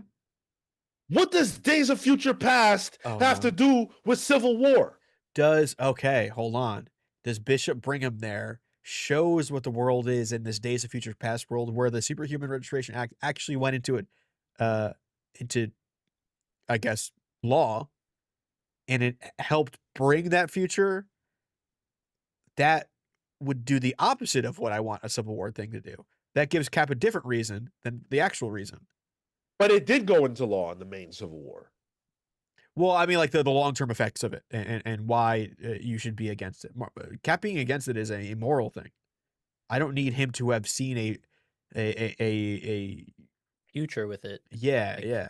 I don't need Tony's the one that sees the future. Yeah. The revelation of the apocalyptic future changes everything Tony thought he knew about the consequences of the Superhuman Registration Act. Well, here's the problem, Marvel Comics. 20 years have passed, so we already know the fucking consequences of the event because it happened. That's like saying, let's go back to 1950 and see the results of the end of World War II. Hey, I'm living the fucking results right now. I don't need to go back. They happened. I can read about them in history books. Why? We don't need this. Yeah, there's a linear progression where this thing existed. We sat with it as Marvel, as a universe, and then they decided what to do with it. So like, that's why we go to Days of Future Past. It's even further in the future. But like, is the story here that we need to show Tony so that he can empathize with the plight of heroes in the future? Like, no, he doesn't care. Wait, who goes into the Days of Future Past? Tony or Cap? Tony does. Tony goes. Okay, I thought it was Cap going into it. Okay. No, that would give a shit. Huh? Yeah, he doesn't know. He's like, good, perfect. He already knows that shit went left because he lived through it going left. And he won the war. So why would he need to see a future where he wins? He already won. This is dumb. Also, does that mean that going into the Days of Future Past, he's also dealing with mutant internment camps? I don't know, Marco. Which I guess is not far off of what happened with his Sentinels in Krakoa. Oh, by the way, I neglected to mention, this is a 5-issue mini. What? And each issue will feature the unseen story of the key players of the era. Yeah. Iron Man. Key player. Okay. Spider-Man. Sure. Yeah. Goliath. Big part of it. Huh? Now, look. Everybody knows that the original true sin of Civil War is Goliath. Goliath, the way he died, everybody, still mocks that to this day. Is still upset that the man died and stayed a giant, right? They did the black guy dirty. So you're bringing him back here. My question is, though, who the fuck cares in 2026 about what happened to Goliath? And why is he going to he hasn't started a book since he died. Why is he the star of this? He's been dead since. Tigra. I'm in. All right. Sold me. Yeah, okay. One of the era's key players? Kinda. Era, not Civil War, but like the fact that she had the son of Hank Pym at the time, which is the thing that leads into the Secret Invasion. I guess it's more of a Secret Invasion thing. But that led into Secret Invasion. Some she was big key. Points of it, yeah. The fact that she had a Skrulls kid. She was key. my eyes. Nah, bro, that's wild. This is an abomination of an announcement. There's no offense to the creative team. Christos Gage is a really solid, talented hand. I love He's a Chris good Gage. writer. Yeah. Edgar Salazar, good artist. Colors, Maury Hollowell. He's fantastic. He colored the original Civil War. They even got a variant from Steve McNiven for this. But this is the problem with Marvel, man. You're beating a dead horse. It's dead. Yeah, yeah. It's over. You think this is just? I mean, I kind of like how the timing of this is. It's just in time for the next Civil War in the U.S. So at least we'll have some synergy there. Well, it's off the back of all the facsimiles they've been doing. Like it feels like This isn't a they're facsimile though. no. What I'm saying is the facsimile was being published maybe in advance to prime this in some form or fashion, and be like, oh, nostalgia. Remember to the 2000s. They've done it plenty though. Civil War II was the 10-year anniversary. Yeah. Oh damn, that's right. Which was also tying in around the movie as well. They will bring then Secret Wars came around. They brought Civil War back then too. Any chance they have to do an anniversary or do a callback to this, they're going to do it, even outside of the facsimile. It makes them off. It says nostalgia slop. Yo, actually though, I mean, I think the slop terms are overused, but I think this one's pretty appropriate. member berries. It's just not even fun. Like if you have a quality story idea, or there's like Secret Wars 2015, they use that name and maybe built to it that way because of the history that it represents. But that was a meaningful addition to Marvel. This isn't a meaningful addition. It's a meaningful addition that's been dealt with. It's in the It- past. Yeah, it's completely tied up. And I say that as a guy who loves Civil War to death and has read nearly everything that's been produced related to this event. It's over. Matt Fisher with the 2 spot. What's up with one day of futures, worlds past? That gave me an aneurysm. Mental damage. Hell yeah. Wow. Common sense with 4.99. Thank you, buddy. Marvel needs to stop relying on nostalgia. It ruins creativity moving forward. And the public didn't punish Nitro for being on drugs. Nitro got his punishment. He was hunted down by Wolverine. That's punishment enough. That's true. Yeah. That's scary. Oh no. Glitchy Gear says, I can't wait until we get an Original Sin sequel for Hey no now. reason. Hey now. You're talking to two people at least on the show who like Original Sin. Good event. Yeah. Story's done. Leave it where it lies. I don't know. Do we get a full ending to the orb having the Watcher's powers? Do we need Not it? a question I need answered. I do. Well, Well, when was Original Sin? That was 20. That was a little earlier, was it not? 2014, 13? Maybe I'm wrong. It was 2014. Yep. There you go. So we've already passed that by. Damn. They gave no fucks. Shit. Robert, trying to be very positive, says, I mean, Cap, Iron Man, and Avengers are all getting revamped in 2026. So maybe they see this as something to complement that. But then it would tie into that, which it doesn't. Right. That's sort of the problem, Robert, is that there's no way to really tether this to anything happening right now yeah. because everybody involved in Civil War, like the characters, they've already resolved it amongst themselves. We've been down that road. There's nothing more to add. Gavin is on a roll right now. Can't wait for Spider-Man, the other Spider-Man, even backer in black, and Craven's last this hunt. Yo. Which they've done. For real. They've bled that out as well. Craven be hunted.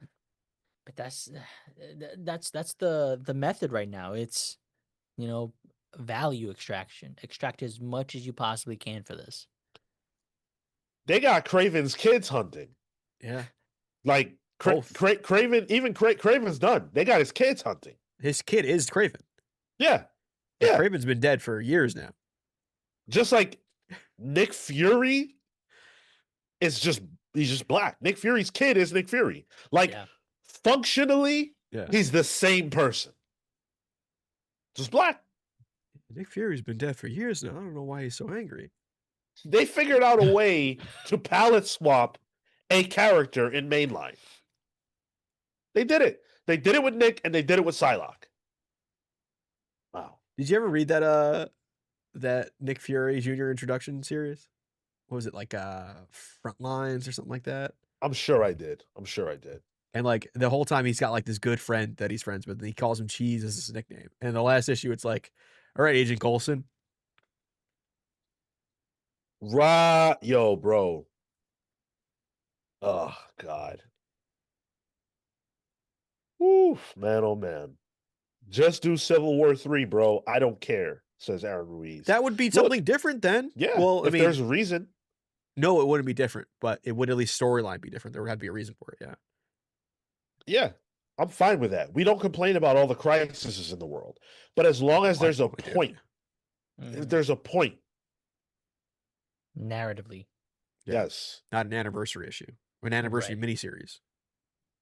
But like, remember this? If you're for some reason you're excited about this, you will be able to pick it up on April or April. No, April May 1st? 6th. Oh. May 6th. May 19th. Will I be buying Will I be buying it? Yes, I will. Now. Wait, what? Hold on. What? All right. Fine. Oh my goodness. Get to make the note for the stack for that week. Yep. And I think call him out on the shit if he does. Please do. I tell you guys when I'm lying to you, and I tell you when I'm telling the truth. I'm telling you the truth right now. A, I'm not excited for this book at all, and I think it shouldn't exist. B, I'm buying it. You're the problem. Oh yeah. No doubt about it. C, Marvel's got my money.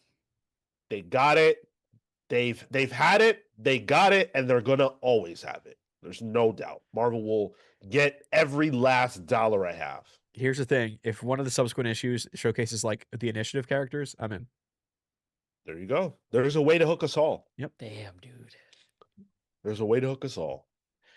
And I am hooked to you guys. I love you guys. You guys are amazing. And I want to spend a moment thanking you and shouting you out, the rest of you that deserve it, that have more than earned it, by joining us on Patreon. Patreon.com/thecomicspals is the only way to get a weekly shout out on this show and a superhero or a supervillain nickname. So I want to say thank you to Amin, the Almighty Perez, Houston, the Century Kid Murphy, Young Dende, Fae Fighter Dewooty, Cosmic November, Carter the Owl Shogunate, Steve Swarm Canaris, Scripture, the Wardens of the Word, Jack of Some Trades Cloutier, Chris the Cure Coleman, Emperor MD Johnny, Joel Justice, Mad Max Pliskin, Wagnus, Jack Grimmy, Patrick Zay, and getting their origin today, joining the Palsverse officially, is Just Unseen. Ooh. All right, here we go. After action analysis based on redacted, codename The Unseen. Cool. Tonight was my first mission along the asset, known as The Unseen. Our efforts thus far to quell powered conflict have been largely unsuccessful. However, tonight we struck a blow against the powered criminal element. My inside man provided us intelligence that the almighty underground would be meeting to discuss a future terror attack. No one has ever put eyes on their leader before, and this might be our only chance to get to him before their next strike. Now, I'm not an easy man to impress. I've done a lot and seen plenty more. These cowards, sure, what they can do isn't normal, but most of them are regular people. No training, no experience, just power. I've taken one or two of them down myself. It's not the power that makes the man dangerous. It's the man that makes the power dangerous. I include that here because, as much as it begrudges me to say, I was impressed by the Unseen. He walked right up to those guards outside the meat location, snapped his fingers, and suddenly none of the guards seemed to know what was happening. They looked at each other confused, but even though he was right in front of them, none could see the asset. I guess it's in the name. He grabbed two of them by their heads and smashed them together. He yanked the gun out of one of their hands and threw it at another guard, smashing him in the face, causing his nose to explode. I'm sure he didn't even need his powers to take them down. Once he was done, he cocked his head and told us to follow him into the tunnels. He pulled the same trick all the way down. We were 20 of the deadliest soldiers in the city sent here to fight a war, and the unseen was making us look redundant. Then I understood why Brass felt he was so valuable. What makes it hard to sneak up on the Almighty Underground is their hive mind-like connection to their leader. Anything they see, he can see as well. But the unseen's power strips them of their memory of him. It creates a fog in their mind that gums up their connection to the Almighty. We reached the main hall, and for just one moment, I caught a glimpse of the Almighty. I don't know if anyone else did, but I know no one has before. I don't think I've ever seen a happier looking person in my life. Smiling from ear to ear, that son of a bitch was. Before I could even draw on him, he pointed at us, and his disciples came running like a horde of zombies. So we did what we had to do and started mowing them down. It was us or them, and nobody's punching my ticket yet. I lost track of the asset in the fracas. I followed a trail of bodies to a room away from the battle.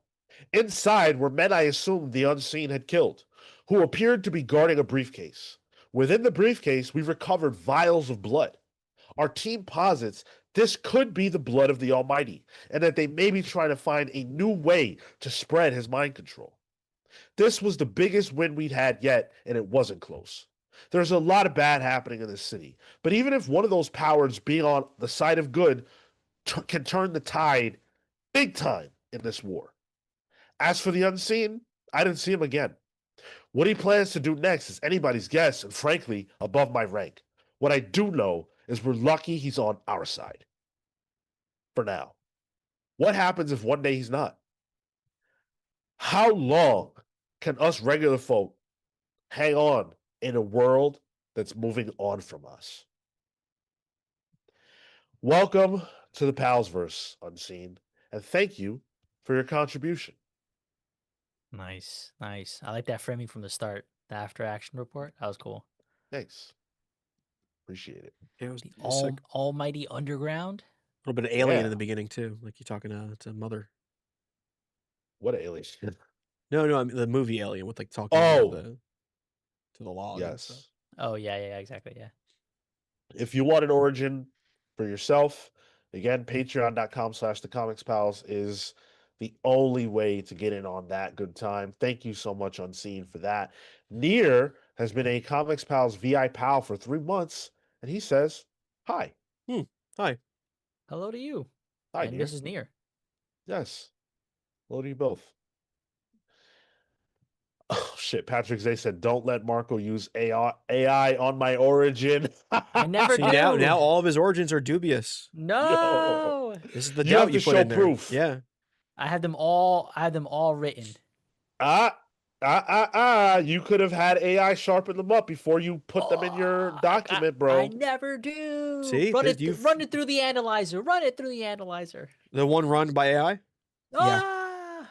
You did this to your damn self. And by the way, quick random ass update on that story about Mike Deodato. Oh. Oh yeah. The cover artist from that book, Something about he us. left the project because, and I'm trying to find who the cover artist was. He left the project because he believes that it was AI. Yeah, it is. He called them out. I didn't plan to talk about this, so I hate saying this without the name of the artist right in front of me. But There's a cover by David Aja. There's a cover that's by who it Mike- is. It's Oh, David yeah. Aja. Yep. He left the project because of the AI stuff. Good. What? Good. Yep. Good on David Aja for that. Yeah. He said, recently I did a cover, and when I saw interiors, there was plenty of AI. Covers are done before final art. Artist has denied it, publisher has denied it, but you cannot lie to me with this crap. I can obviously yeah. recognize AI art because it is my job. Obviously, I'm out of the project, as asked. Yes, there was actually a clause for not using AI in any part of the book in the contract, and no, I'm not going to say it was the Oz book. Each time you use generative AI, God kills a kid. How does that feel, Marco? Hey man, take that up with your God. Jesus Christ. Man, that was that response was kind of hard, so I'll give you that one. But Remarkable. no, good on David Ah. He's one of my favorite artists too. So he's doing some really good DC covers right now. Did one of my favorite comics of all time. Hell yeah. What a beast. Love that. Love that. Oh, hey, MP, been a channel member for 11 months. What did you think of DC's Things to Come covers? I don't know about that. Let's see. DC's Things to Come covers. I don't think I know this. Yeah, I typed in DC Things to Come, and that shit thought I was trying to go to DC to visit. If you could send us a link, MP, just throw it in the chat if it lets you. I don't know. Oh, I see. Yeah, there were variants that were revealed. I didn't go through all the solicits, MP. Oh, So yeah. Okay. yeah, I don't know what the Things to Come variants are.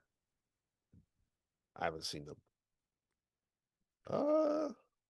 I don't even know if there's a specific look that they have. I don't know. So we will probably comment on that next week if there's anything notable. Yo, you guys have been amazing.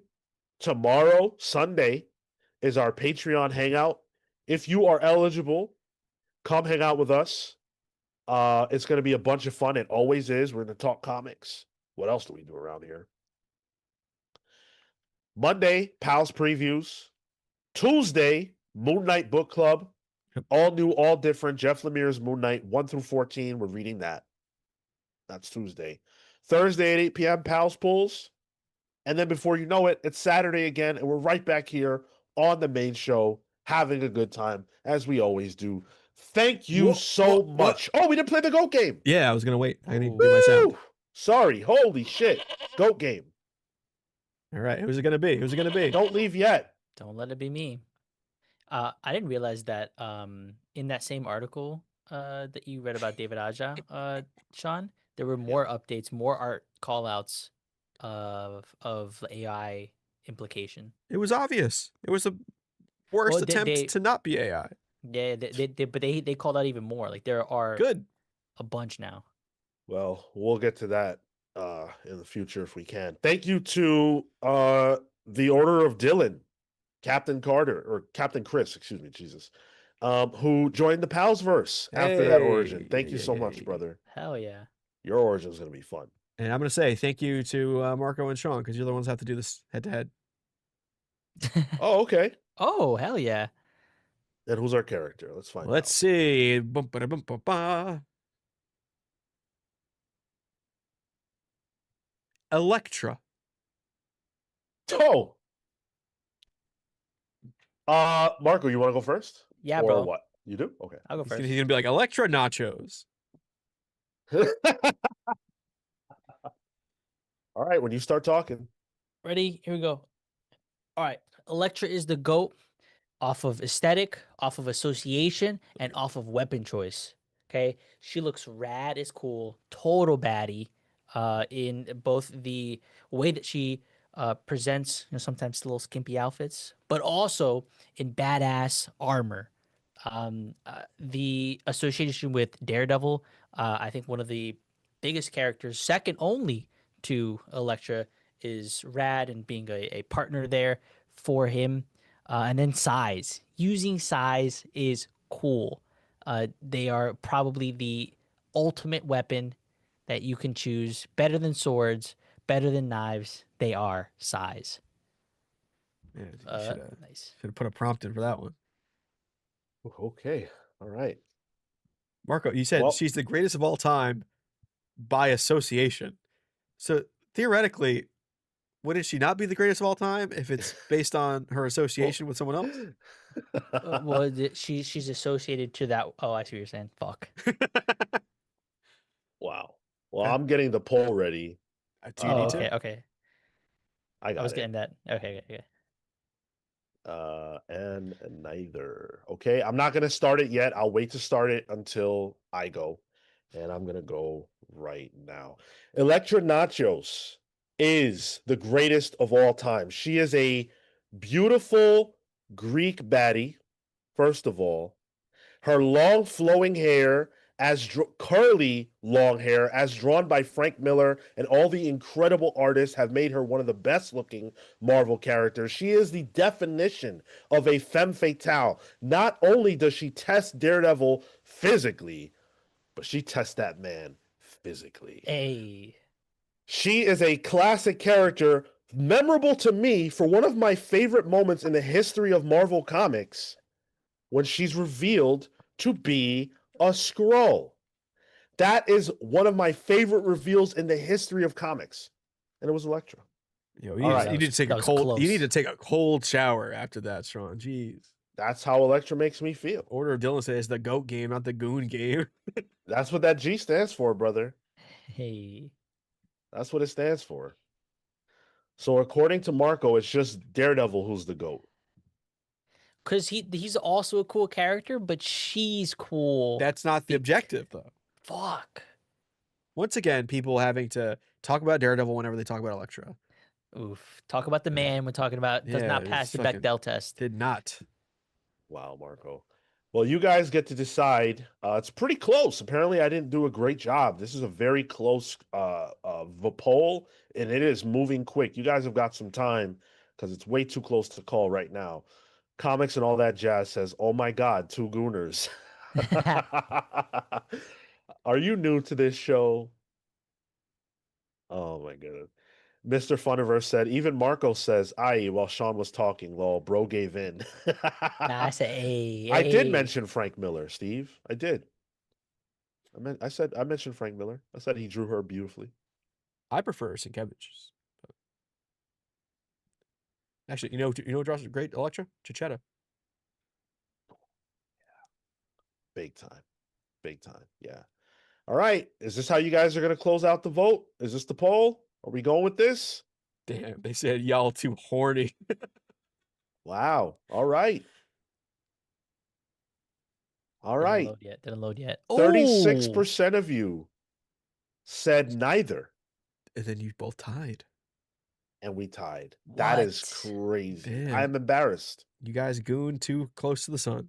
I Let's sit in the seat of go. embarrassment. What happened? What did I say wrong?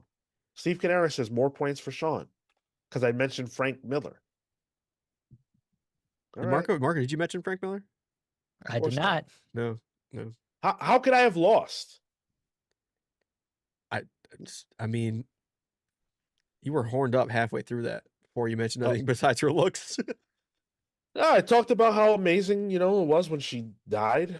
The greatest of all time. I'm glad Yeah. I managed to pull the headphones off there before that reveal. Yeah. That was a biggie. Oh, All right, guys. okay, I almost We are said it too. officially gonna get out of here. You guys are free now. Thank you for waiting until I freed you officially. We will see you all throughout the week. Comics and all that jazz. That is nasty. My socks are clean. Thank you very much. Well, I mean, you gotta use a clean sock when you do it. Gooned with the wind. That is That's crazy. That's that is- funny. Yeah, You know how they say never. we need to lock you both up in Guantanamo Bay.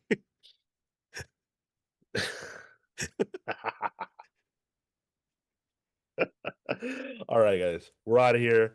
Thank you so much. Until